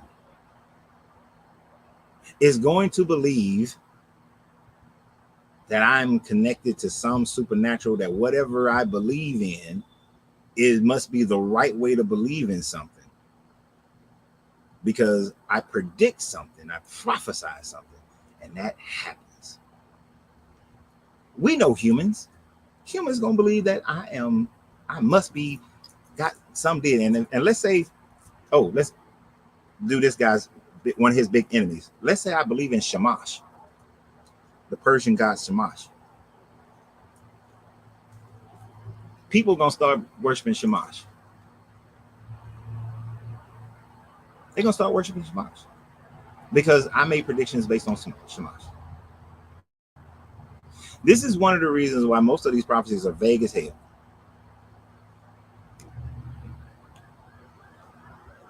Because they don't make specifics, and this is why even this part of it is vague.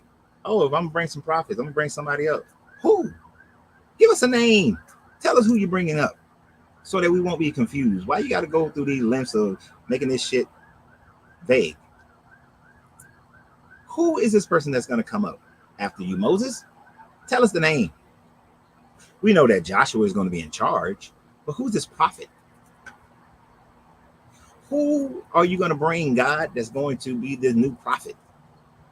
This is why Isaiah was a prophet. This is why Ezekiel is a prophet. All these people are prophets. It doesn't matter that all of their books was written after the events happened. Doesn't matter. All of them happened.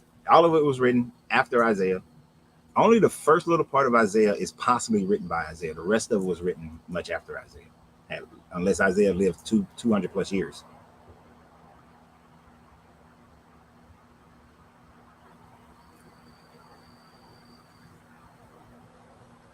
So, whew.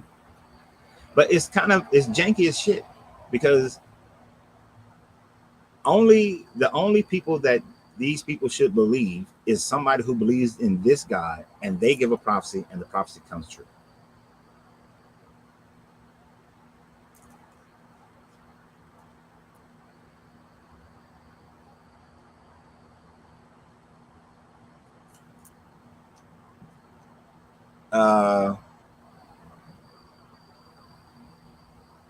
It's easy for them to write that in because the book of Isaiah was written after the Persians had released the Israelites. The overwhelming majority of it was written after that. Some of it of Isaiah was written during it. Go research when Isaiah was written, and then research when Cyrus and the Persian Empire began. Not when it conquered, when it began.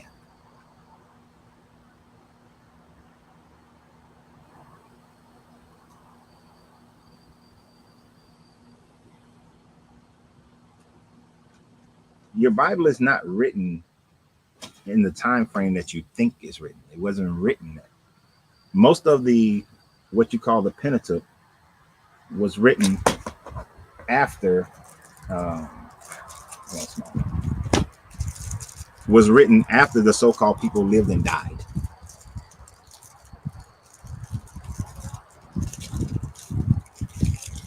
Okay, let me give a what do you call them things? This disclaimer. This is a cigar, okay, people? It's called a Toscano. All right, this is a cigar called a Toscano. This is a cigar. You got a band on it and everything. This is a cigar.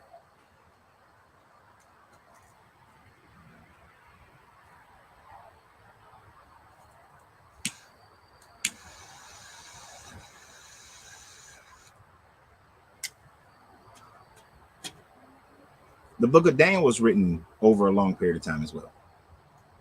This is why I walked away from this book, because when I started researching it, before I believed that Daniel wrote Daniel during the time frame he was in there with Nebuchadnezzar and all that sort of thing.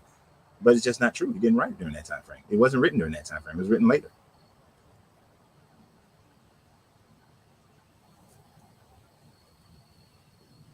The overwhelming majority of the Bible is never written at the time frame of the person who's actually living, that they give it credibility to. You know, the book of Isaiah is broken up into, I think, 3 major time frames. Well, Deuteronomy and Isaiah are broken up into 3 major time frames to which it was written, that lasted for hundreds of years.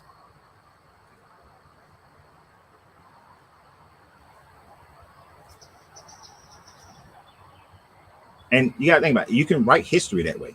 If you're in charge, you can write history however you want to write history.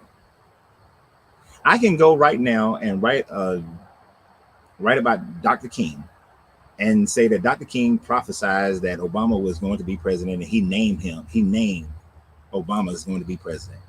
And 300 years from now, there will be people who believe that.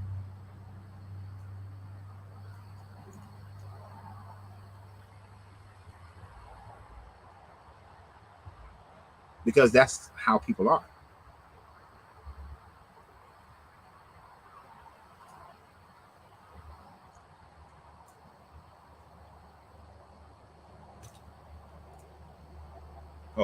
Oh, oh, shit! I hit something.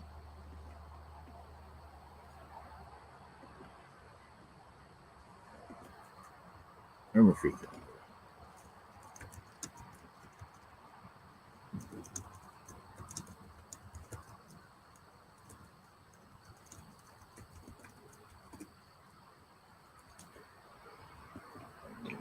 Let me look.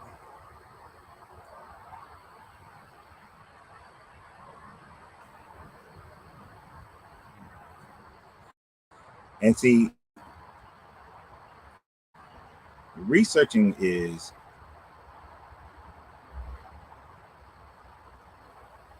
a lot of people go in here and they will research the first thing that they see, right?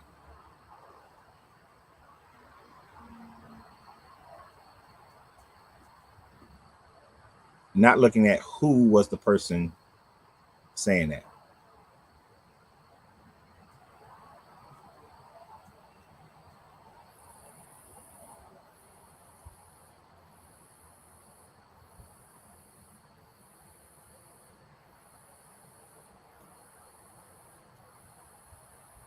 Give me a second.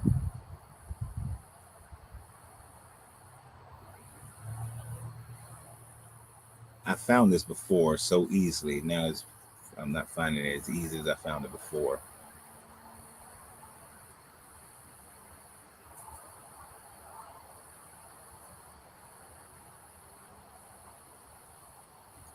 You know what? I'm gonna do a different kind of search. I can't see what y'all are writing right now because I'm looking at something.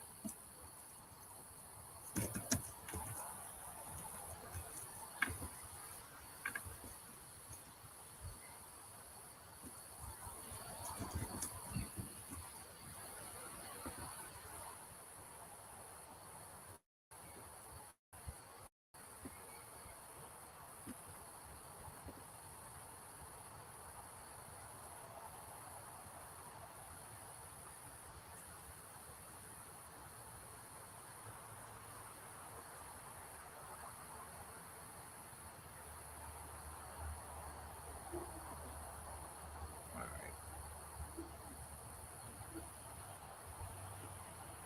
Is this what I found before?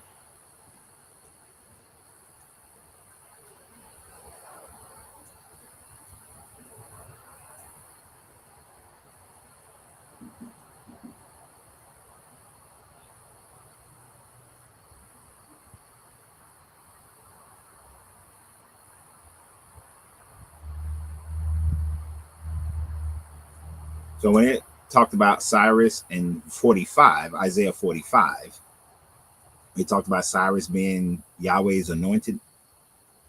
Um, if you go to the Cambridge Library, Cambridge Theology Library, you will find where non-apologist scholars says that it was inserted into Isaiah.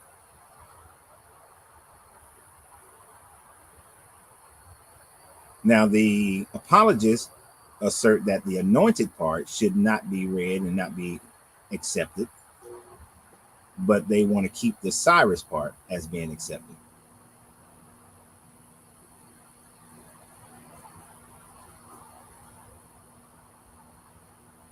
And this scholastic going through this started like in 1928, went and continued on up to today.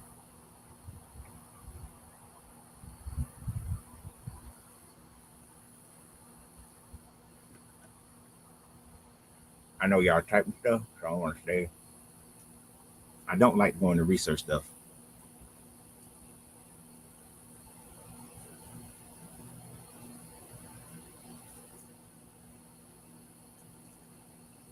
Alive on the Emerald tablets, nah, we can that can be done. Let me see if I missed anything pertinent. You leaving us, Summer? Okay.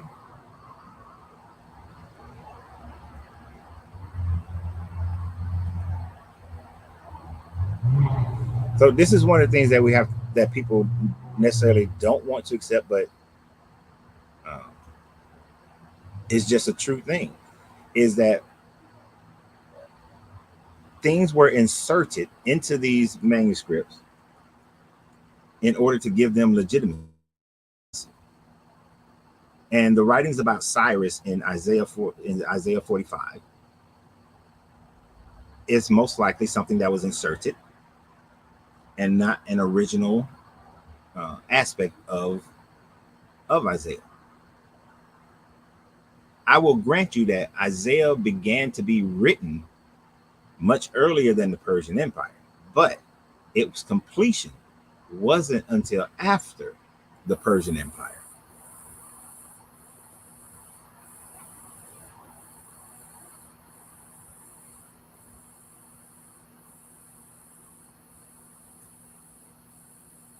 I will grant you that, Primer, that Isaiah is about 740 to 684. But like I said, things were added, things were taken away, things were changed.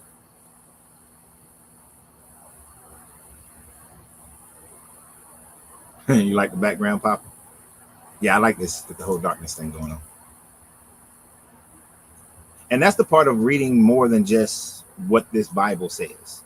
When you read more than just what the Bible says, when you study beyond the Bible and you study what ancient linguistics, and you read what those people who study that, uh,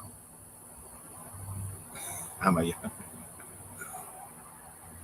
you'll get to understand that the Bible hasn't been this protected book that nobody's ever changed.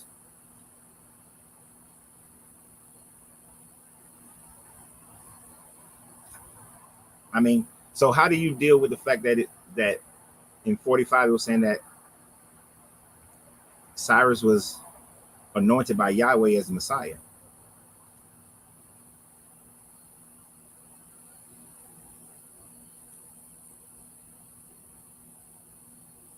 So you accept that Cyrus was a Messiah, a Jewish Messiah, a practicing Zoroastrian?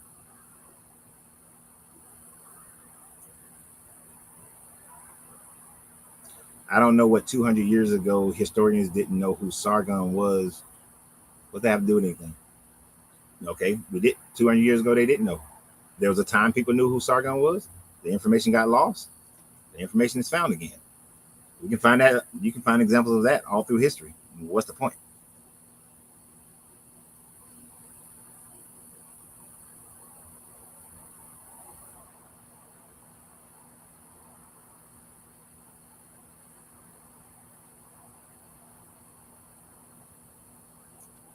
All right, let me see what your point is about Sargon. I like the Sargon story, by the way. 200 years ago, none of the major historians, Herodotus or Xenophon included, had any clue as to who Sargon was. Of course, the higher critics of the period took this and ran with it until the years 1843, when an excavation in Khorshabab, I probably said that wrong, was started. Sargon's palace was magnificent, and Isaiah mentioned him by name, shows that he was a contemporary, thus making the writings of the book of Isaiah dated towards the end of the 8th century. You're saying that Sargon, that Isaiah was a contemporary of Sargon because Isaiah mentioned him?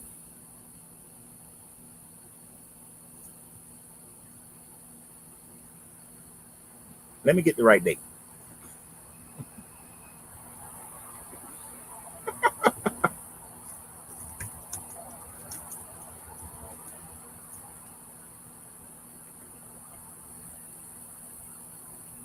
Okay, my guy.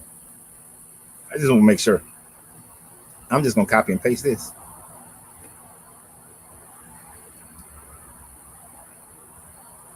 Because we're talking about the Akkadian Empire, right? Oh, shit. What did I just do? because I've used this to show how the Moses story. Oh, why wouldn't it post on rejected your comment? That usually means that I think you're trying to spam. All right, so for the YouTubers,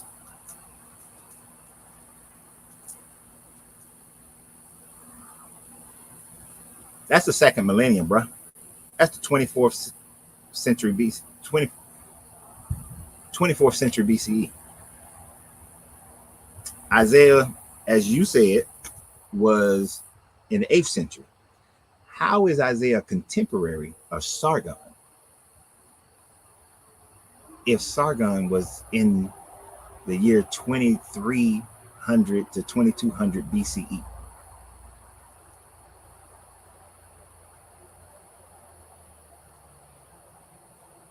Tell me how you get that.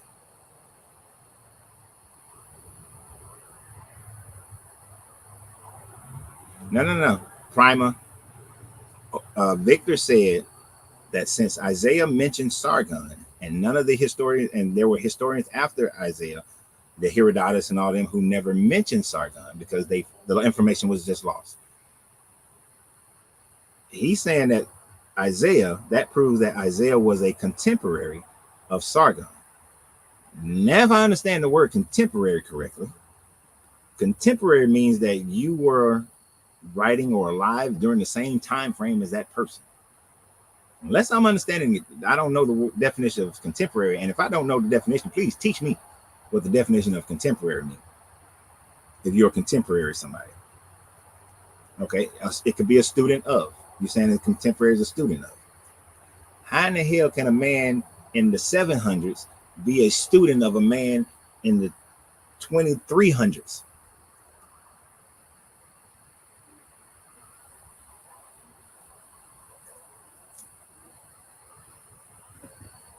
Yes, the Moses basket floating down the Nile mimics the Sargon story, because in the 20 Moses, if you do the biblical dating, is around 1500. No, 1400. No, what is it? 1300 BCE. 4,000 years later.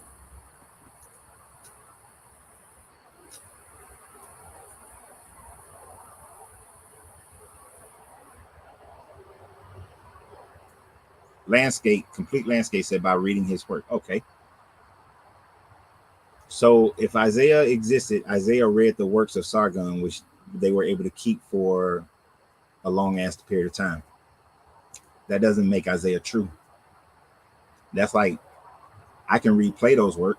Does that make everything that Plato said true? Or does that make everything I say true because I can read Plato's work?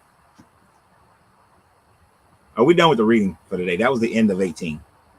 Now we just hear bullshitting. Just hear talking, rather.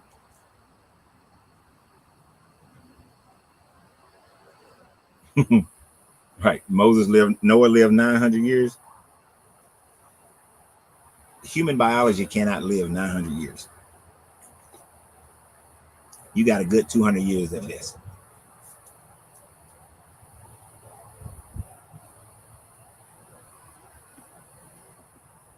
Yep. I like the Nag Hammadi library. It's very interesting reads.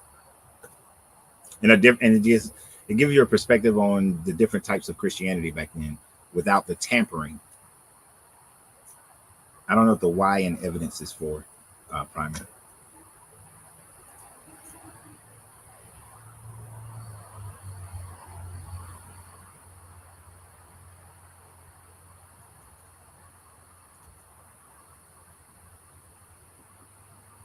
Oh, right.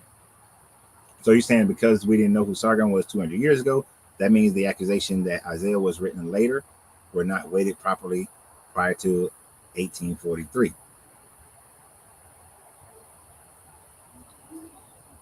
That Isaiah was written later was not weighed properly prior to. I'm not exactly sure what you're meaning in that one, but the fact that we can look at Isaiah today, that the people who started saying, the scholars who started looking at Isaiah and saying that things were added, things were changed, things weren't all written at the same time, that they were written over a very long period of time, that what does that have to do? That doesn't make any sense to me, or what you're trying to say. Just because we can look at something today and say, oh, you know what? They were wrong. Do we not do that today and look at what people believed 100 years ago, 500 years ago, and say, well, they had it wrong? Just because people believe that Isaiah talked about Cyrus, linguistically, we can see that no, it's more likely added. Just like for how many years? For a good 1,400 years, people believe that Josephus's Testimonium Flavianus was authentic. And now we know that the Testimonium Flavianus was not.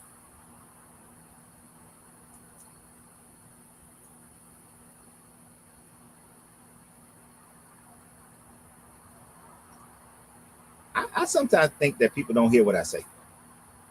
And they hear something that they want to hear.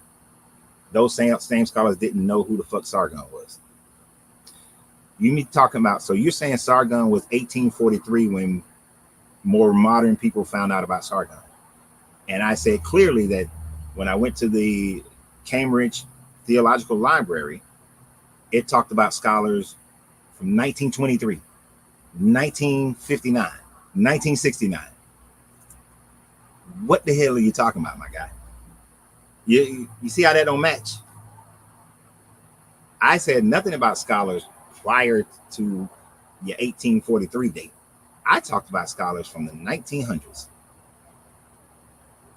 who linguistic scholars who are breaking down that Isaiah was not written completely by Isaiah and that things like Cyrus was added.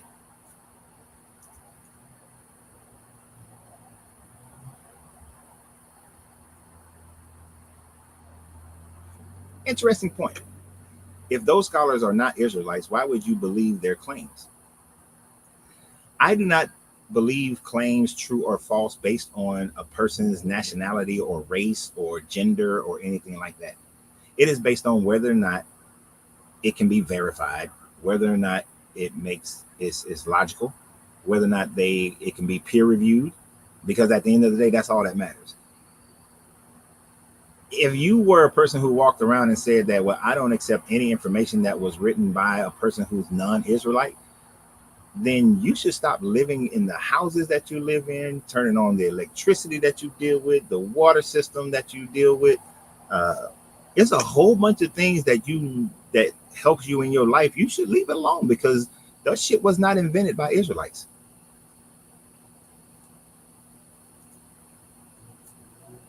And then the main part, so Americans wrote true American history. Romans wrote true Roman history. You think the people of a people wrote their history perfectly? You think the Egyptian people wrote their history perfectly? Hell no. Propaganda is major, especially inside the groups.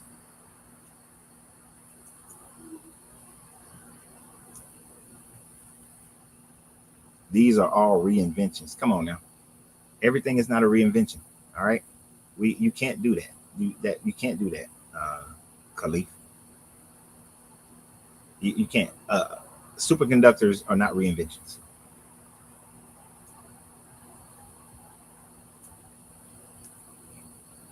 Some inventions are inspired by past inventions, but to say everything is a reinvention, nah. That's selling people short. That brother who invented the cotton gin, was that a reinvention?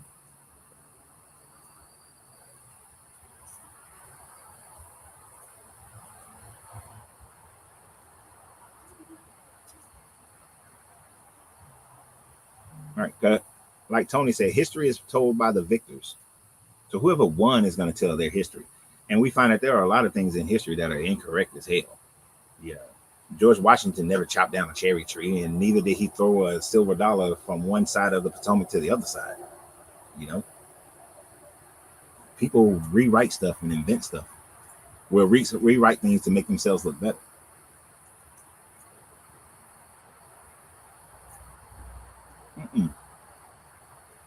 You misunderstand me.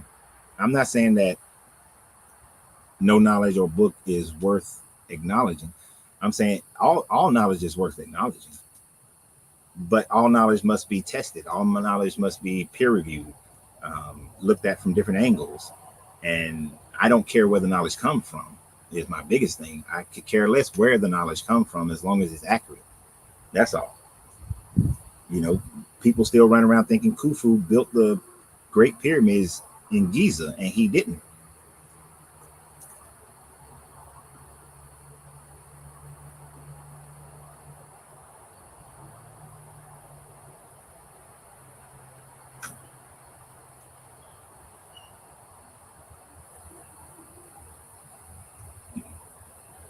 I don't like going into conspiracy theories, but I've seen this one a lot. The British lost the American War, but still controls the narrative. What's your proof? What's your proof of that?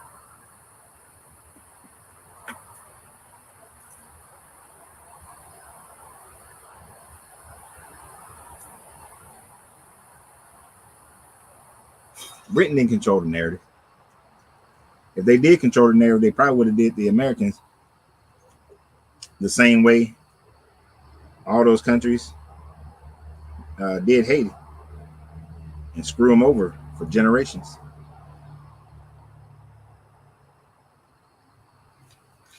Yes, I'm gonna grow some of y'all out. A gnat flew into my coffee and I picked him out, and I don't give a damn. I'm gonna keep my coffee up here.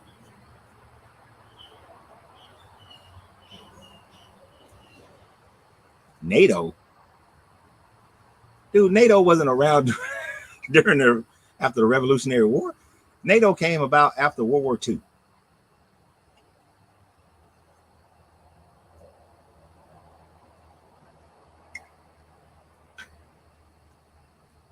The Queen of England controlled the narrative for years. You do know that there was no Queen of England at the time frame of the American Revolution. That it was King. Who was the king? Was it Charles?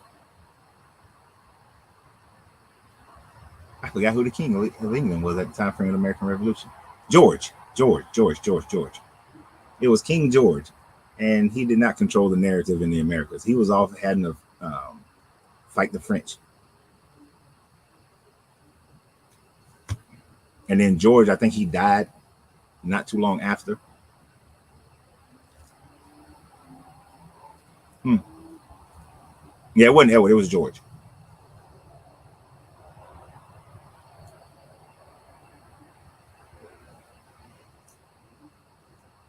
Okay, you said what you said. That don't make you right. Hell, just like I can say what I say. Doesn't make me right all the time, but very rarely am I wrong because I try to research shit before I say it.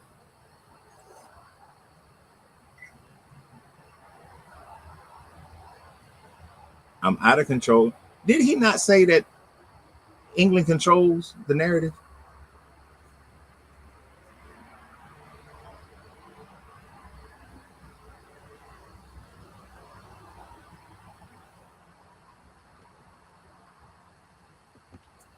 That what you said, man. The Brits lost the American war, but still controls the narrative. They control nothing in America. They didn't control Jack Dempsey.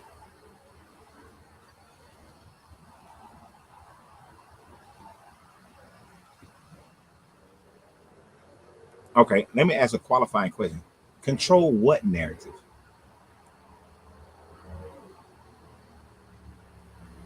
And England ain't controlling shit over here.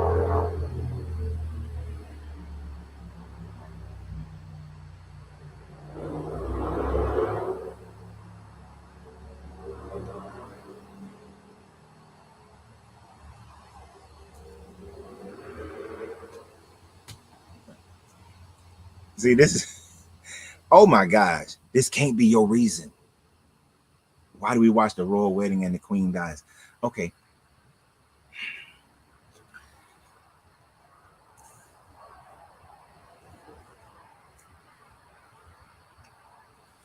For some strange reason, Americans have always been fascinated by royalty. As a matter of fact, there was a thought to make George Washington the king of America, but George Washington refused to become king and didn't want to establish another monarchy. Uh, Americans and people largely around the world have a ridiculous affinity for royalty, what's considered royalty. So they watched it.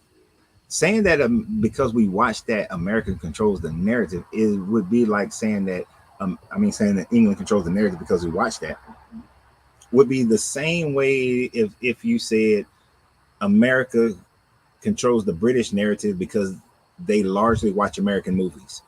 That Australians, they largely watch American movies, so we control their narrative because they watch our movies. Um,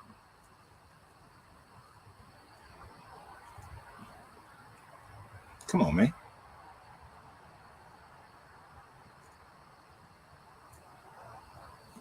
Why is DC called? Do you don't know American history that well? I'm not trying to be mean, but uh, sir, it's the District of Columbia because when Thomas Jefferson, uh, what's the guy? When Thomas Jefferson, Hamilton, and what's those sickly dude? James Madison went in and made their deal to authorize the federal bank, the banking system, and they decided to put the capital in Virginia. The reason why it was deemed the District of Columbia and separate because they didn't want any one state having the capital in it, thereby giving that state prominence and more control. Come on, man. I don't even want to live in America no more, but I know at least I know the stank history.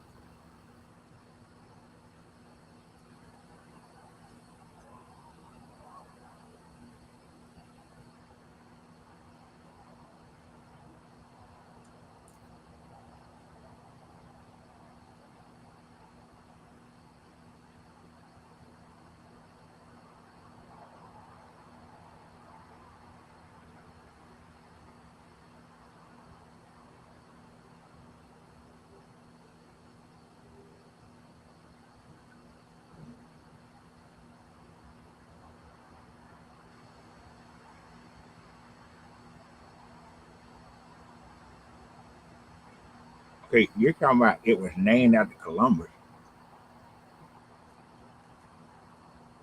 I'm talking about control, bro. I'm talking about control. And Columbus wasn't even he wasn't British. Columbus was Italian who was in the service of the Spanish.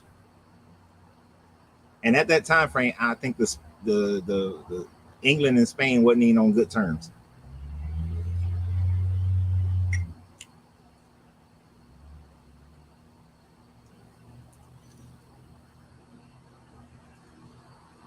And what proof do you have that it was named after it was that she named it that? And why would the Queen of England name it after somebody who's Italian and worked for the Spanish?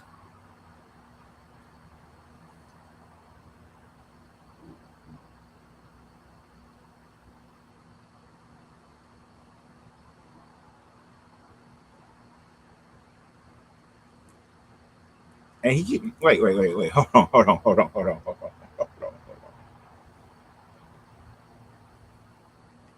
Dude, let me show you how you're invalidating yourself.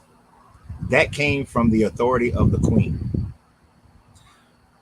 But England was under the rulership of King George. They were not under the rulership of Queen Elizabeth. You do realize that she wasn't queen at that time.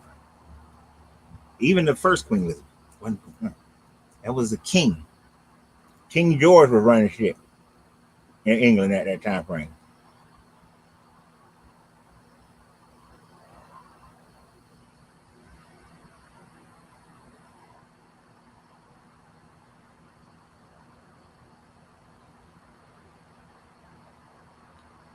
All right. I'm gonna side with Victor on this one first. Hold on, Eric. Hold on, Eric. And this is not because I'm picking on you. No. This is actually a moment.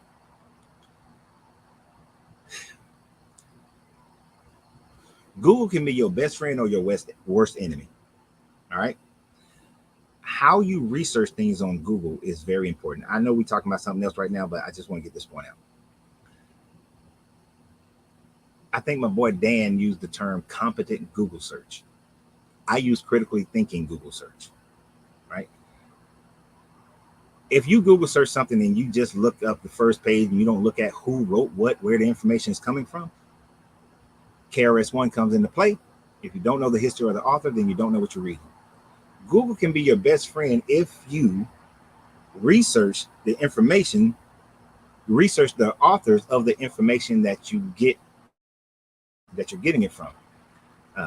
There was a guy, I was debating him once, and he kept saying stuff, and I thought it all sounded familiar, and I realized all he researched was that quorum forum page called Quora, some shit like that, which is just a whole bunch of people giving questions, giving their answers without knowing who those people were or where they got the information from. So, don't we talking about Google, man? I like Google. What's your question? What's the question, Art of Being? Hey, hell, it's all right.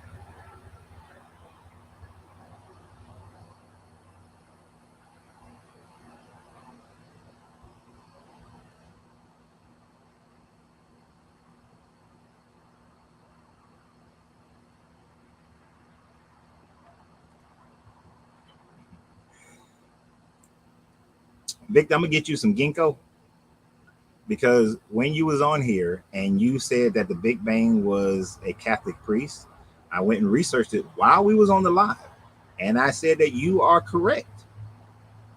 And as a matter of fact, let me add this to the fact that you are correct, because most scientists, especially back in the day, are religious, believe in a God, and so on and so forth.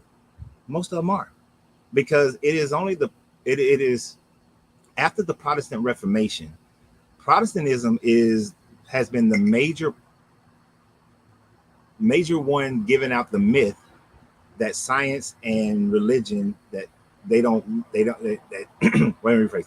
that scientists are atheists, and that a religious person can't be a scientist, which is far from the truth. I gave you your flowers on that one, dude.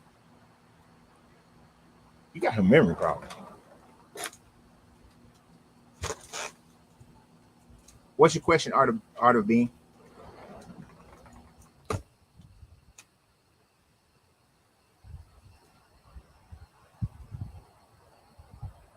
I don't have a problem with Google. I think Google's great. Shit, I wish I had Google back. How old am I? 52? Like 40 years ago when I was studying.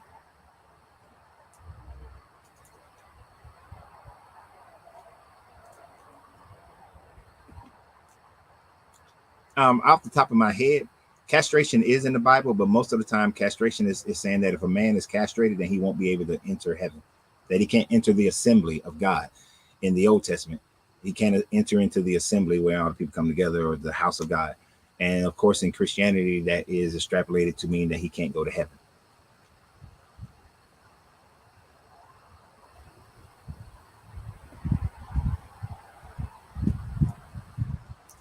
All right. If you were the king of a nation and the neighboring kingdom sleeps with their animals and sacrifice their children, and you can hear it day in and day out, what would you do?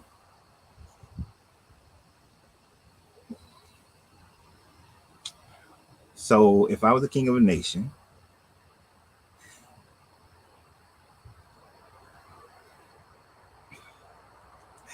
and I know that they're sleeping with the animals and killing their children,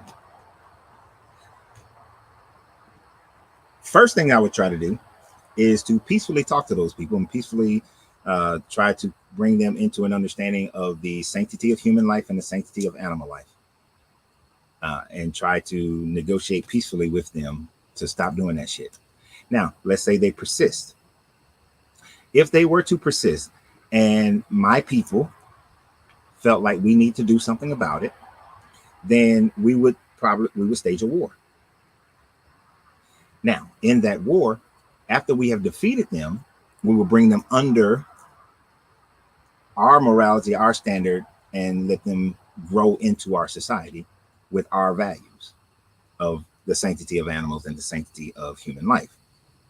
What I would not do is genocide them.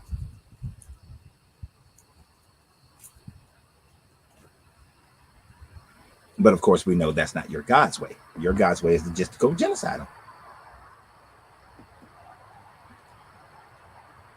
Or go and kill all the men, kill all the women, kill all the baby boys, and then take the young girls as your wives, which is, we would never do that either.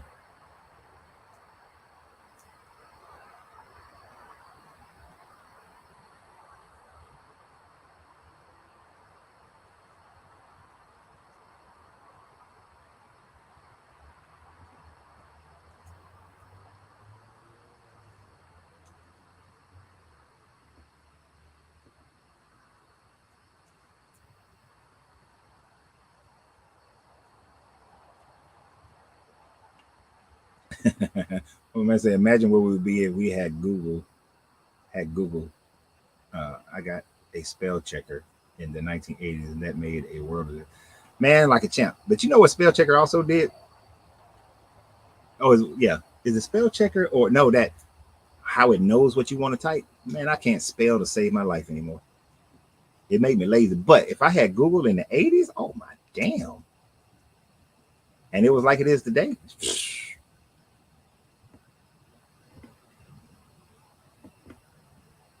All those years of going to museums and libraries and all that kind of stuff, and sending letters and writing letters to um, different colleges and all that. And so I would save so much time.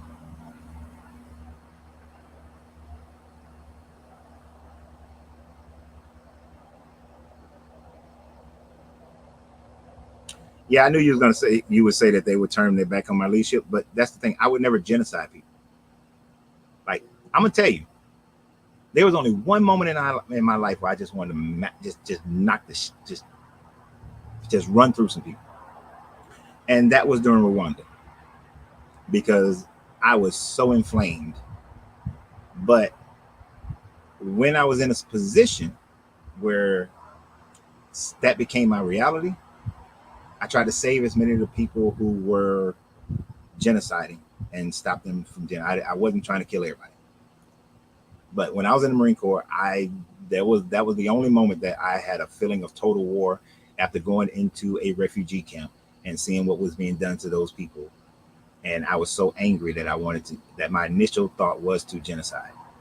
But then we came under fire, and after we shut them down, I wasn't trying to kill the rest of them.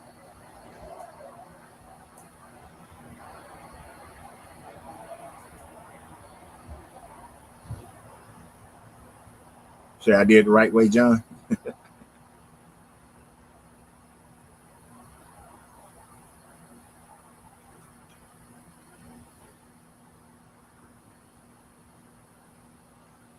Because you basically said that you demand these people to listen to you. So when you conquer a people, and then, of course, after you conquer a people, you're going to restrict some of their movements, restrict what their abilities, because you really got to treat them like children in order to change them into how you want them to live in your society. I.e., once slaves were captured in the Americas, and brought to the Americas, they had to be you had to they dehumanized them and then forced them to get into the American society. You had the 5 civilized tribes. In order for them to maintain their independence, they had to be European. When the British went to India, and you go to India today, and you see the Indus culture has really changed. That you see the British influence on the Indus culture, because when you conquer people, you have to you subjugate them and insert your will on them to get them to act like how you want them to act. And that's not always good, But in this instance, it would be a good thing if I'm inserting my will to make them stop sacrificing their children and, bestiality. But I'm not going to kill everybody.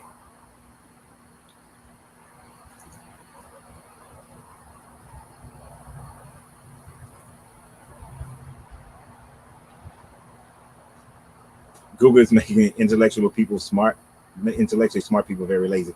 It does, because some people they just go for the first thing.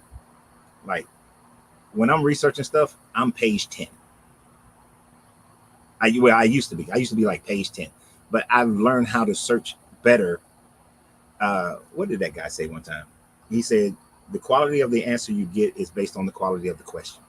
So I learned how to ask better quality questions in order to get to real information faster.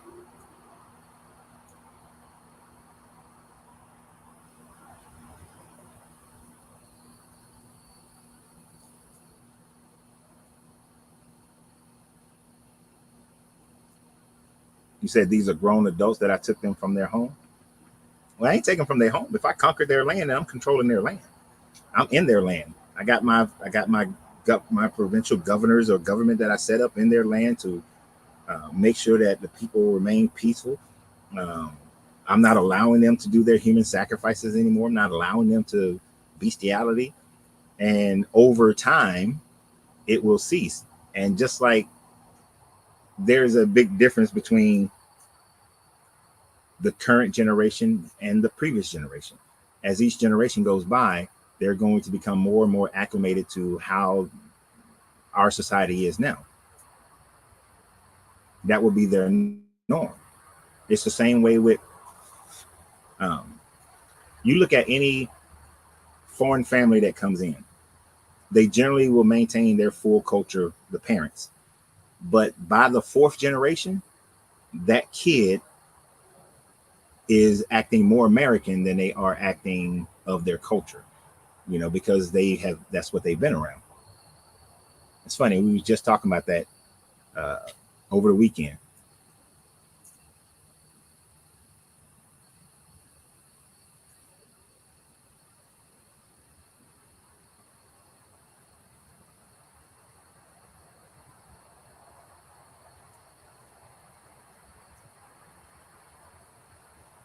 And see, here's the thing.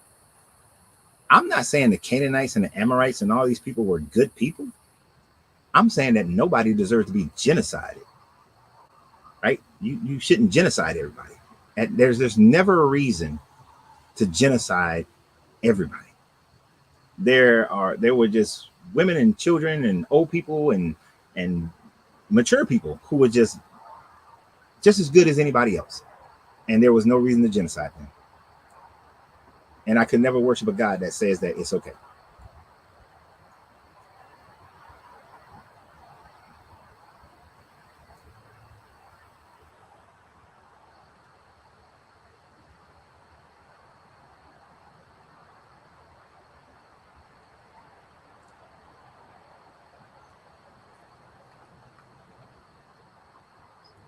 Yes, sir. I thought Angie was Huh? Angie was here. I can't hear you. So I thought Angie was outside. Oh no, I don't know what she probably upstairs.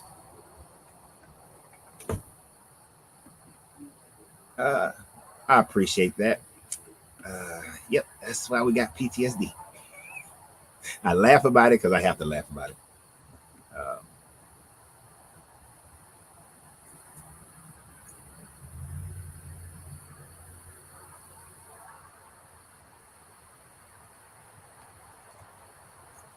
right, I'm gonna have to do one or two things. Either I'm gonna have to stop this live for a sec, stop this live. They haven't hit the 3 hour mark yet. And I usually like to do the 3 hours. Or y'all gonna have to give me a 5 minute break to go use the restroom. Because I have had a lot of work. Y'all know I'm on my 90. I'm almost we working out. So I was drinking a lot of water. No, I understand. Keeping your culture is up to you. But I'm just saying, people get accustomed to it. Each generation will get used to whatever the new custom is around them. And that's why when she was saying that you got grown people who don't want to listen, it's all right. Children will keep each generation within change. Y'all give me a second. Y'all give me a second. Oh, let me take this microphone off because TikTok, y'all don't want to hear me go to the restroom. Give me a minute.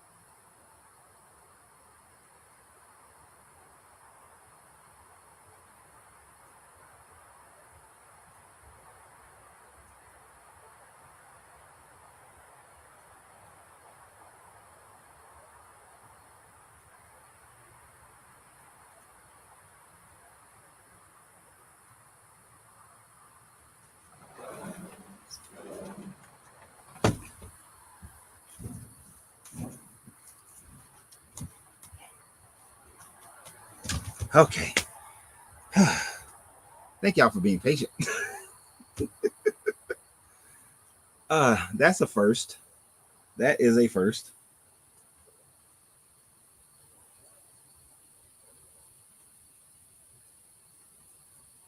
That's a first. Okay. Uh, I know y'all been talking. I don't know what y'all talking about.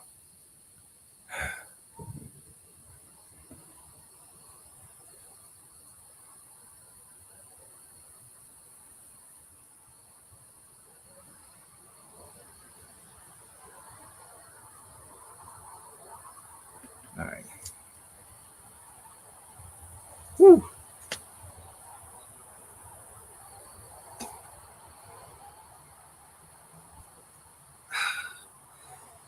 This new little going back to my old style of eating and drinking water and uh,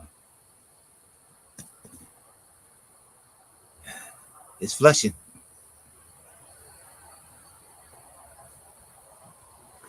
Say the Bible is a carbon copy of multiple ancient tablets such as the Artaxerxes and Enuma Elish, Epic of Gilgamesh, with the information distorted. I find that to be agreeable. that many of the things that you find, especially in the story of Genesis, are way too similar to what you can find in other stories that were told in the Levant, uh, which would be the Enuma Elish, the Epic of Gilgamesh, especially when it comes to that flood story. Especially that flood story. Oh, I see that, Echo. Thank you, bro. Appreciate that. That keeps us alive on TikTok, because TikTok be tripping.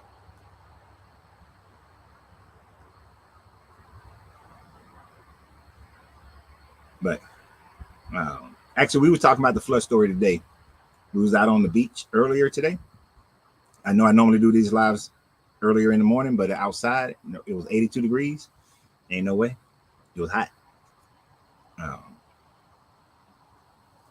but I was looking at the land, and I was thinking about the fact that at one point the landmass of North Carolina went out.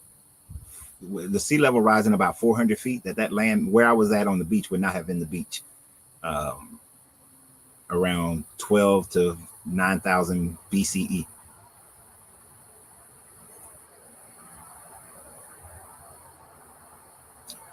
But exactly, as Christopher said, and this is the thing. This is why I don't like to say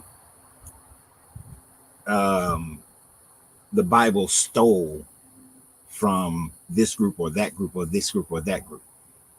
Is because of what Christopher is saying, and many people don't really get that.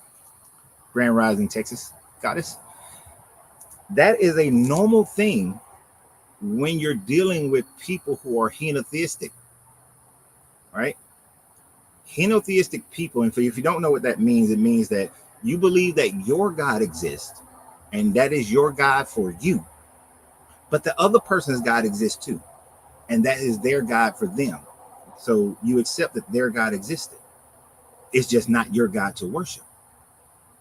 So when you look at when you look at the Hebrew Bible, it goes from somewhat of a polytheistic religion. Well, it goes from a polytheistic religion into a henotheistic monotheism, and then into straight up just monotheism, where our God is the only God that exists and all other gods are wrong and false and they don't exist. So you're going to get some shared things when you have a belief that other people's gods also exist. So that's why you will have similar stories. And then there are certain stories that are being told and told and told. Like the Sumerians didn't witness this 400 feet rise in ocean. They are telling a story that they have heard for the last 2,000-3,000 years.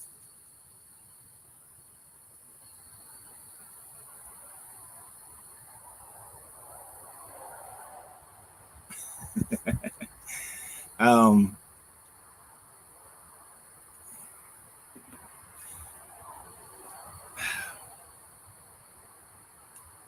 the Bible was polytheistic because the Israelites. See, let me not say your Bible, but the Israelites were polytheistic because at one point the Israelites believed that Yahweh was married and his wife was Asherah. And then, of course, when you get into Hezekiah, when Hezekiah became king, he got rid of. He started the process of getting rid of Asherah and made Asherah just a pole. And then later on, I think it's Josiah is the one who was like, "Hell no, no more poles. Like, get rid of the whole thing." Now, when Yahweh was and Asherah were husband and wife, um, Baal and Mot were their sons. Now, prior to that, Yahweh was the son of El and Asherah, and Baal was his brother.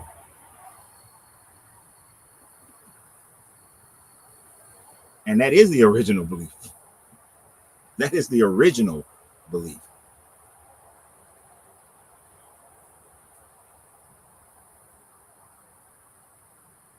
And then it's almost, it's also, the Bible also reads very similar to the Indus religion.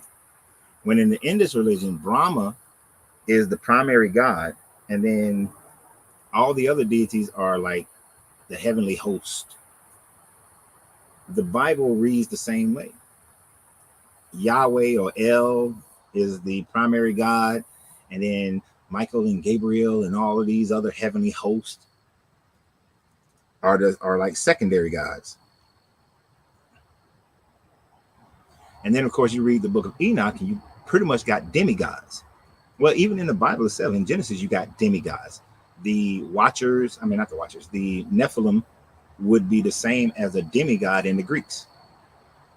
You know, guys who had sex with humans and they created these, you know, giants or warriors or people who had, they were super strong, you know, your Hercules, your Achilles, all these people. So these, this is why it's a Mediterranean history and a Mediterranean religion, because these people are all in connection with each other. And so they had very similar beliefs at different time frames.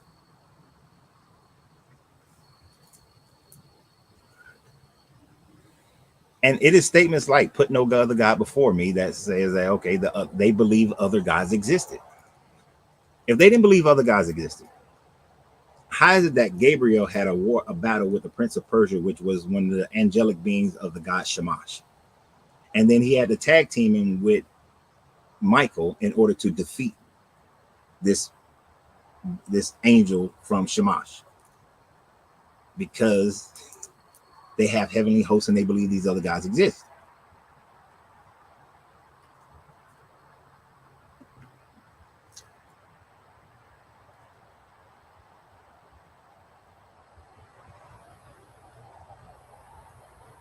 And then it talks about how Elion gave Yahweh the Israelites as his portion. In the same way how Anu divvied up the people, the tribes, to the different Anunnaki.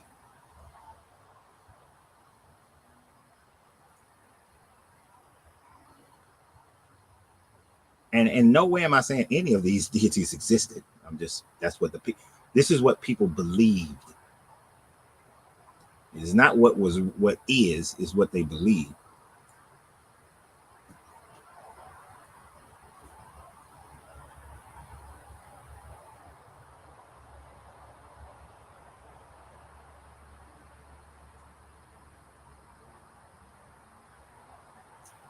What did the self say? I don't know the Quran as well. If there were in them gods other than Allah, they would have surely become corrupted. So highly exalted is Allah, Lord of the throne, far above what they describe. What does that mean? Because I don't know what's before it, what's after it. Well, I don't know what's around it. So I don't know what that's really saying.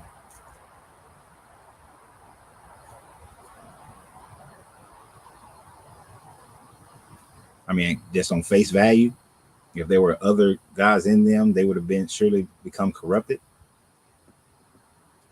So if a person believed in another God, they would become corrupt. Yet I mean, is that what that means? That's what I'm saying, Self. When you just put your surahs under there, your quotes from the Quran, they provide no context for what you're trying to get across.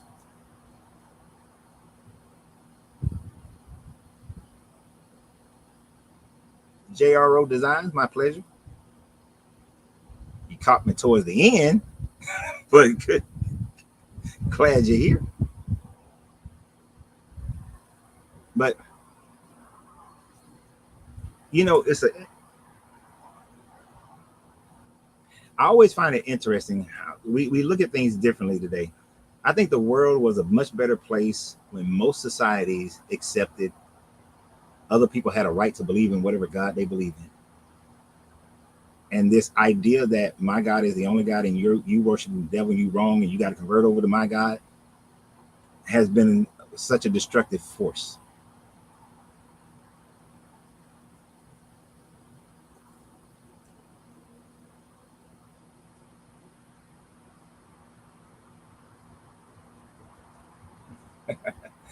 Here's the thing. Okay, I like what you're saying, even though I disagree. I hope that the next time you tell the story, you keep in mind that these nations are going to be judged. If I feel you about the kingdom, remember God is the God. Well, see, I don't think these kingdoms are going to be judged. Who is your God to judge anybody other than the fact that you believe in that God? You see what I'm saying? According to the self, my God, the self is Muslim, based on his quoting of the Quran. According to self, these Christian kingdoms are going to be judged by Allah. But according to Art of Being, the Muslim countries are going to be judged by Yahweh. Who's right? And neither can prove themselves to be right other than what their book says.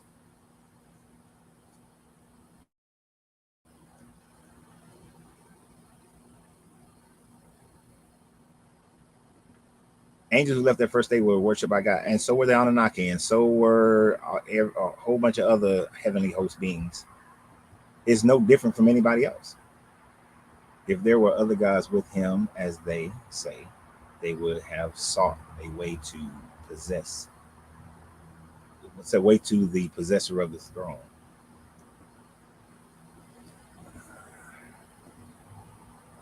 Never has Allah taken any offspring, nor has there ever been any God with him. For then each God would have been taken away. That's what you believe, sure.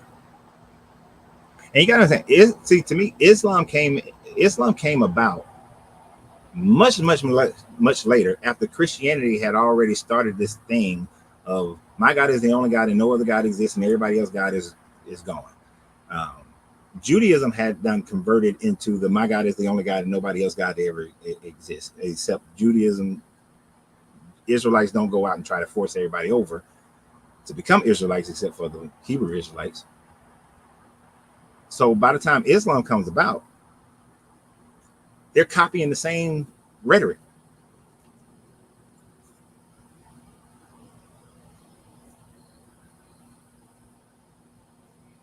The only reason your God, people say that your God judged the people of Jericho is because they won the battle, according to the story. The only problem with the whole Jericho story, when we get there, I'll repeat this. The only problem with the whole Jericho story is the fact that at the time frame that the Israelites would have come to Jericho, the walls of Jericho were already down. There were no walls of Jericho.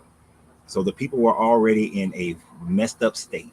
So they would have been easy to conquer. And then you can write your own story.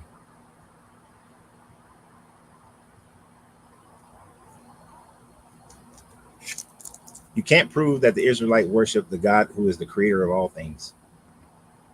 You can't prove it. Prove that that God created all things. It's something that is you can't prove, and you can't, and at the same time you can't say it didn't happen. But for the most part, we know it didn't. Timelines don't match. That's for damn sure. There's sufficient evidence to say no.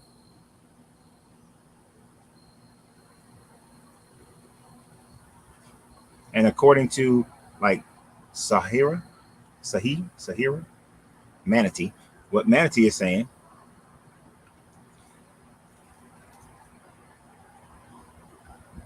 it's already the fallen angels is a very similar story the fallen angels that you find in the Genesis and Enoch are very similar to what you find in the Sumerian Anunnaki, the Sumerian Akkadian story about the Anunnaki. And you are absolutely right. You don't need to prove it because he's already proved to you, prove himself to you. That's it. But it seems like your guy went around trying to prove himself to a bunch of people, and according to your stories. So in order for your God to prove that he is real, he has to prove himself to me. Otherwise, no. But if he proved himself to you, that's fine. Don't force other people to have to believe in it.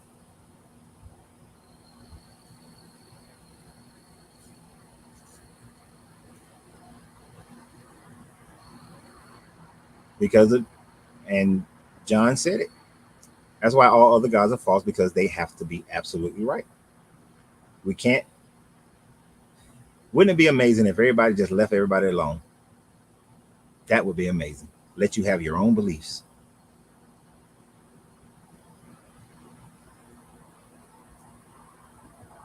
The book says that if people don't know God,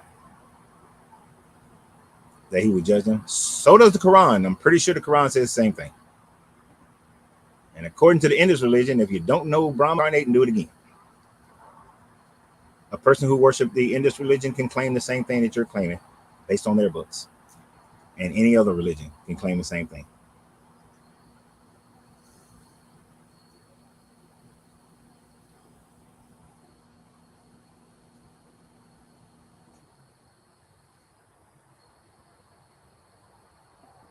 And wisdom is the Holy Spirit, the feminine spirit is of the Most High. And that's part of it. Wisdom is the Sophia, according to that book.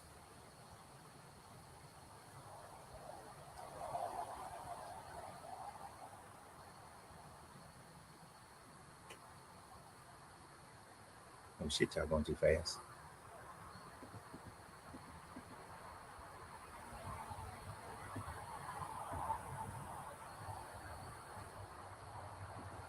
No. I don't ask anybody to leave their religion, leave their God. Did I come to your page or channel or anything? Did I seek you out? Art of Being.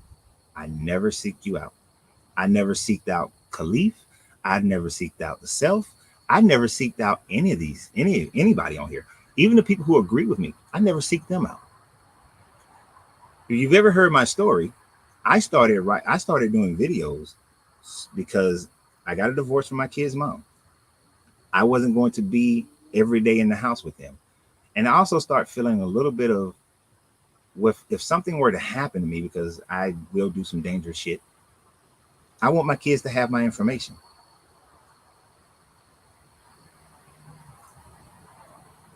So I never seeked it out. Mm-mm. And this was initially for my kids. Are you seriously going to claim that because I tag biblical terms? No. It's because people who are looking for information about walking away from this religion, who have made that decision, they're going to put that in there. They're gonna search that out. That's just how the algorithm works.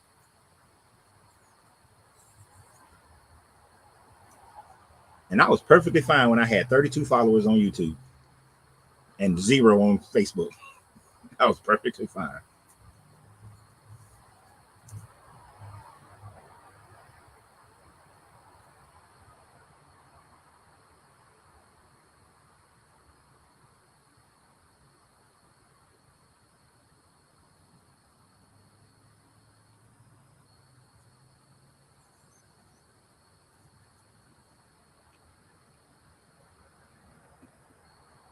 I will give you that one. Sometimes I do say, and this is why you should leave this guy. I do say that. I will give you that one. You are absolutely right. I do say that. But if you know, well, you haven't been with me long enough to know this. I only started saying that when I started getting a whole bunch of Bible believers on my page. And I must admit, they were rude as fuck when it first started. But I only started saying that then because we're arguing. But in my old videos, I never said that. I still sometimes say, if your God is making you moral, stay with your God.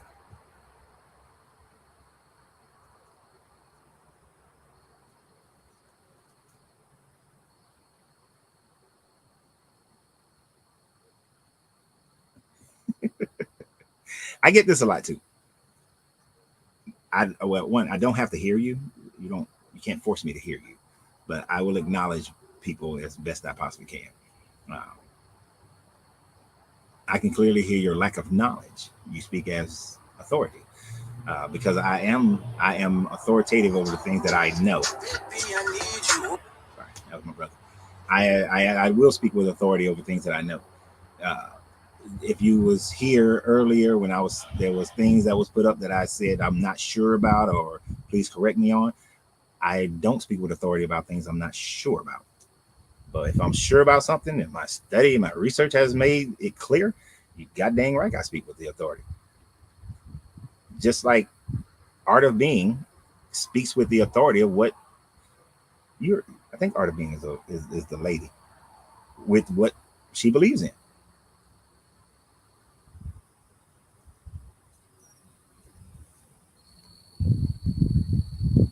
All my tags aren't biblical. A lot of my tags say uh, ex-Christian, deconstructing Christianity. But you know, that's just the algorithm. I'm not going to go back and forth about the algorithm. It is what it is.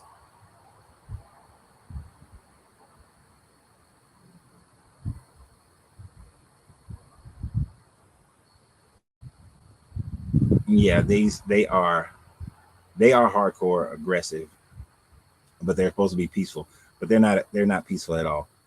Um, Honestly, I think that there should be more Christians going at Christian nationalists and police their own people because they are a horrible example of what people claim Christianity is about. Appreciate the chat as well. Hey, look, I'm getting healthier. I need all y'all to join me in this. If you ain't, I need y'all working out and eating right. We need to all get healthy.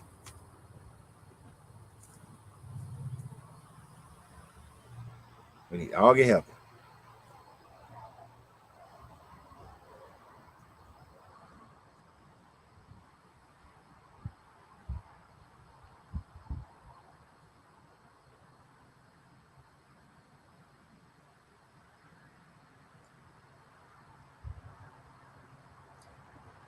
There is not much that I don't say is not true. There is, if something is speculative, I say it's speculative. But if it's not, it ain't. It is what it is.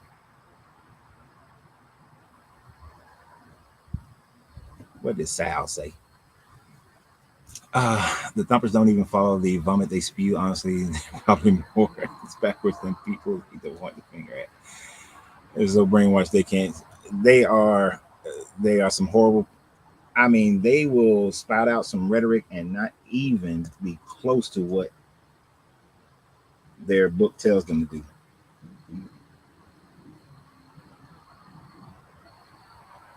which is very sad. You know, people often question like, "What do I believe?" and this, that, or third. I don't believe anything I'm not willing to do myself.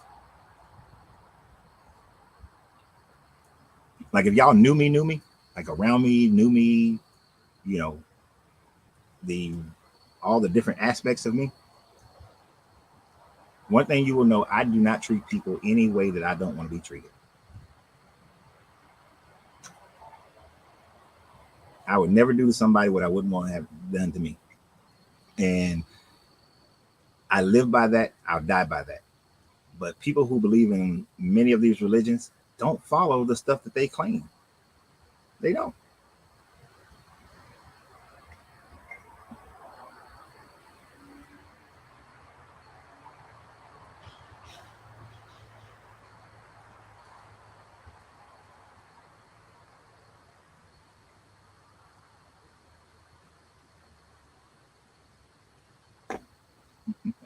What did Joker say? Invest in weed stocks. Y'all be listening to. Ah, that's what he said. I did not say that. Although, if I could, if I was in a state where it was legal to grow, even though I don't even smoke weed, I would. Yeah, I grow that shit. That's a great moneymaker. The strawberry festival in Chapman. Man. You know, right around the corner from where I live is a strawberry farm. That traffic gets on my nerve.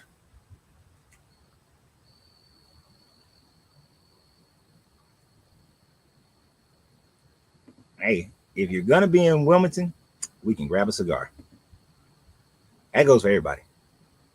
Or anytime y'all know I'm gonna be somewhere. In 2 weeks, I'll be back in Atlanta. Off and on. I'll be there, then I'm gonna leave, then I'll be right back. Gonna go into Atlanta in 2 weeks, around the 15th. We'll be there until the 19th. Then we're going on a cruise. I got to figure out how to do. Oh, well, I'm gonna get the internet package, so there will be a live on a cruise. I don't know how I'm gonna. I'll figure it out, and then We'll be back in Atlanta on the 24th, and I don't know how long we're going to be there yet. We haven't decided. So if you're in the Atlanta area, let me know.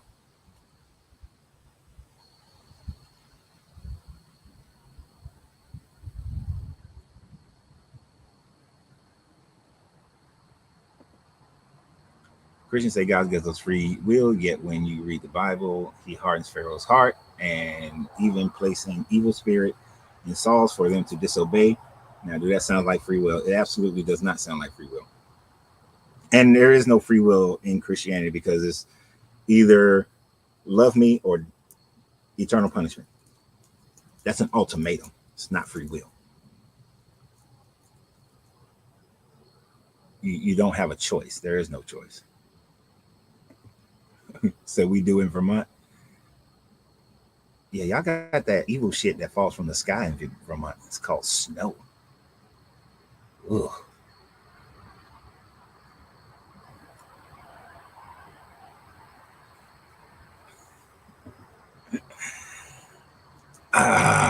Not all. You can't say all. What the Bible represents is over exaggeration, country, and lunacy representation of truth and lies. Oh, you grow weed. Yeah, but it's cold up there. It's cold up there. I wish I could grow that shit. I would. That's a good moneymaker. It trips me out how many Christians are anti-poly, yet they can date around as a single person, dipping and diving in with different people. They frown on committed relationships, yet support free love. I find it interesting that Christians are opposed to poly, and they're opposed to poly because they live in a country. If you're a Christian and you live in a country that's opposed to poly, then you engineer your Christianity to fit that government and fit that culture. But clearly, throughout the Bible, poly is fine, is perfectly fine. Uh, and then you're right; they in church on Saturday or Sunday, and yet they got multiple boyfriends, multiple girlfriends, all that kind of stuff, you know. And they dipping and diving everywhere.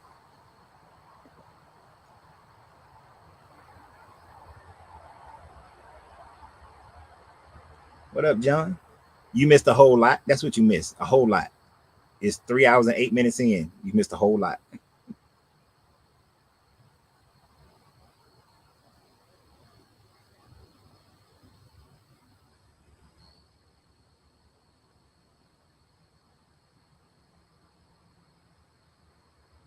Yep. They all got multiple wives. A whole bunch of them got multiple wives. And you know, they try to say, well, Solomon, his multiple wives is why he fell out of favor with God. No, it was his worship of those wives, God, that he fell out of favor. It wasn't the fact that he had multiple wives. Map this.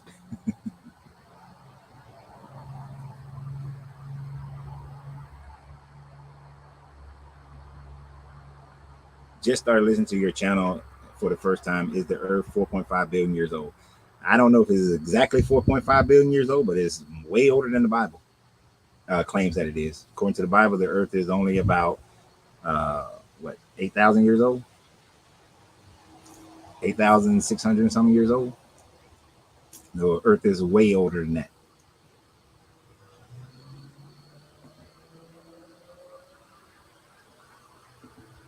Say the Mattress Baptist Church. Stupid. I'm gonna put John. I'm gonna put you in a corner. Appreciate it. Oh, how do I say this? I ain't never seen that name before. To Twino. Is the T silent? I hope it's not. G baby.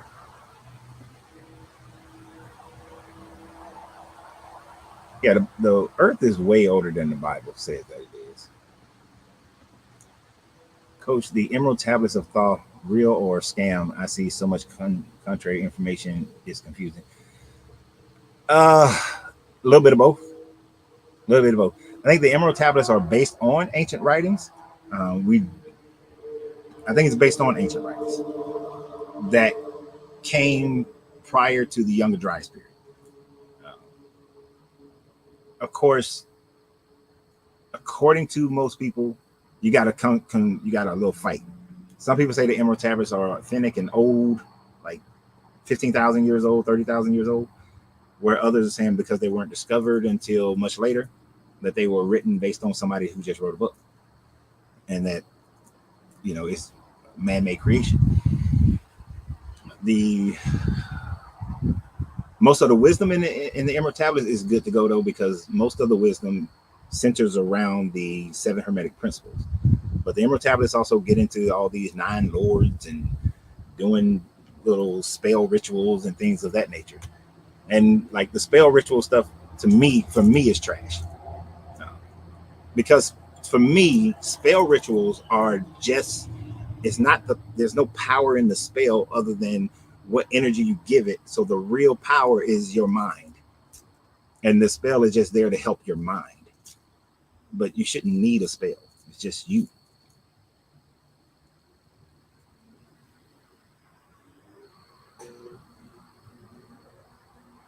The Bible does say that the earth is about that old, because the definitive word that's used there is the word yom. Yom means 24-hour day. So in Genesis, when if it's read correctly, says uh, when God began to create, then that whole evening and the evening and the night, the day, and that was the first day. It was the day and the evening. That was the first day. It used the term yom. Yom means 24 hours, right? That's all it means, 24 hours. So the Bible, in fact, does say that. Now, here's the out though, and most Christians don't like this part, or most people who believe in the Bible don't like this part.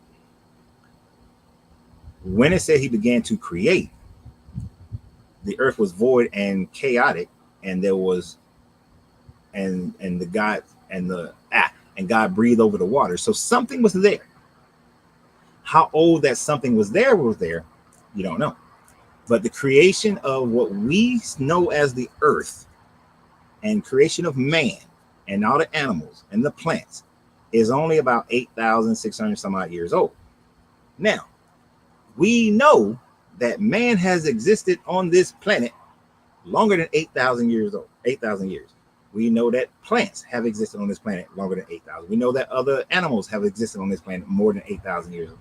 So the Bible, that's why the Bible pretty much is saying that the earth as we know it is only 8,000 years old, when the earth as we know it is definitely way, way older than that.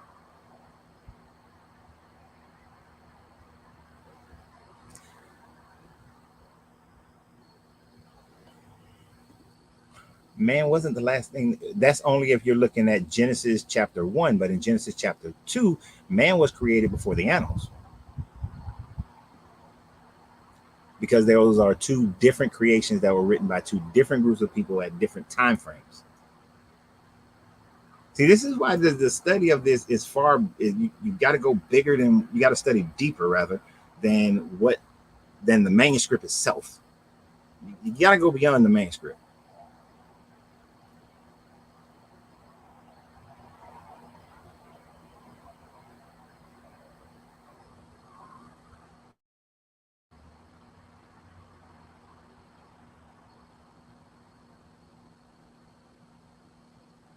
No, sir. No, no, no, no, no. We're not doing that. We don't do spams. You are out of here. We are out of there. We don't do spams. You can take that, call some doctor on your WhatsApp by yourself.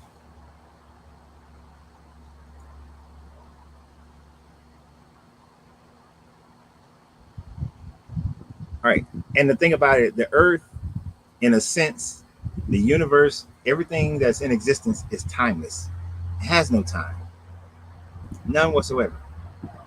Because time is an illusion that we create, that we understand based on the earth moving around the sun. There is no such, energy has always existed, and energy will always exist. It's just transmute from one thing to the next thing to the next thing.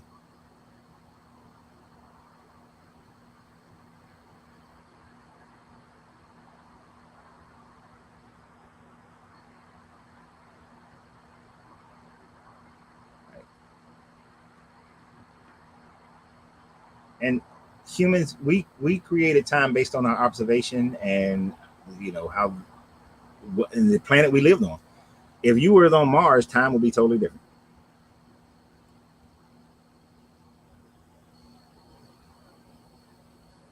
But it's how we conceptualize things. We conceptualize things in our linear time. So that's why I don't like saying that time doesn't exist. Time does exist, but it only exists for us how we conceptualize it. Got a question for you, Khalif. If man was made immortal, why was there a need for man to consume from the tree of life? If man's body was made immortal, why does he need the tree of life? Tree of life would not have a purpose of being in the garden if man was made immortal. He wasn't made immortal. His body had to be regenerated. Therefore, no immortality. He had access to a technology that could continue to regenerate the body, but his body wasn't made immortal. So death was looming regardless, but he had a tree. He had a technology. It's called a tree, but he had a technology there was a technology there that allowed for that. And that same idea was part of the Sumerian story of technology that they called a tree that was shaped like a tree in their cuneiform. That's it, where their pictograph that gave them immortality. And this is why the Anunnaki claim to live 200,000 years, because they had this technology that allowed them to. So man has never been immortal. It'd be nice. I wish we were.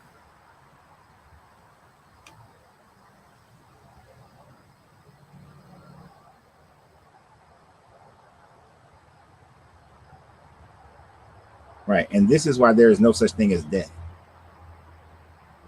Because all we do is recycle and change to something else.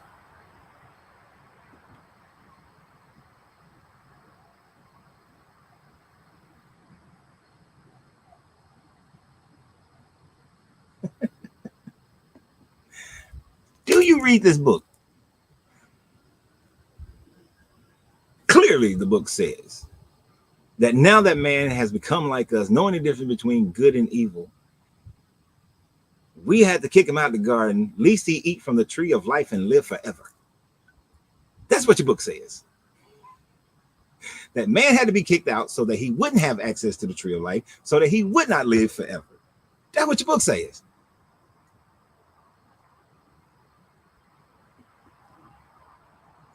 It ain't got nothing to do with him knowing good and evil. It's this deity saying that, oh shit, he know good and evil.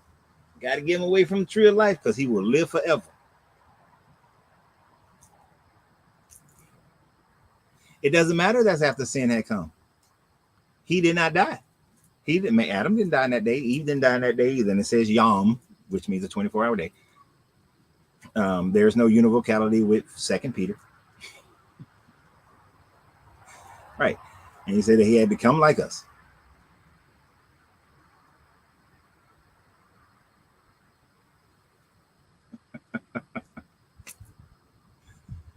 And if he had,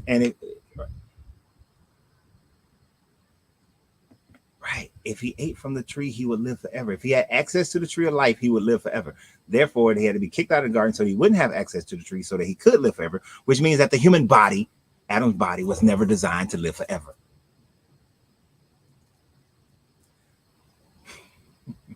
They had to eat from that tree to live forever. Just like you said, you can consume from any tree in the garden, which included the tree of life, except for the tree of knowledge of good and evil. That was the only tree that he couldn't eat from, is the good and evil. He could eat from the tree of life, and they had access to it.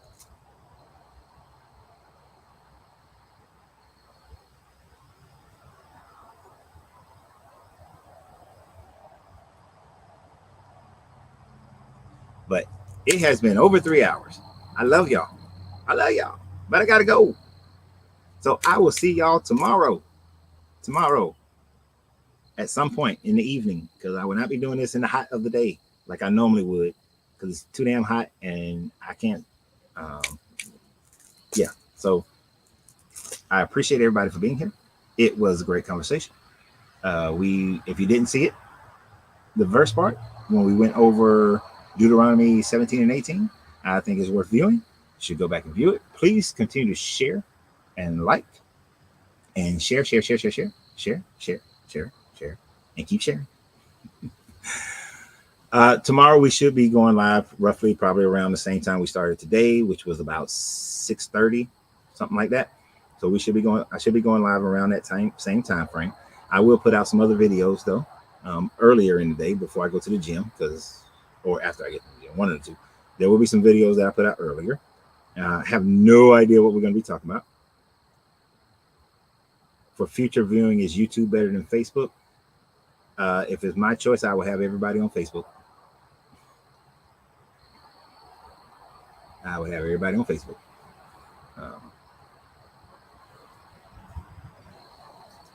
So you just wish I had an Islamic perspective.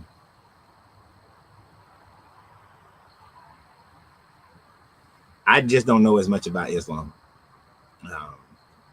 I studied Islam for like a year. And then I was like, nah, I'm good. Appreciate it for subscribing. A human. But yeah, Facebook is my preference, but YouTube works just as well. So yeah, I appreciate everybody for being here. And always remember that you have to free yourself to be yourself, because your greatness is non-negotiable. Good journey, good vibrations, and these bugs are starting to come out.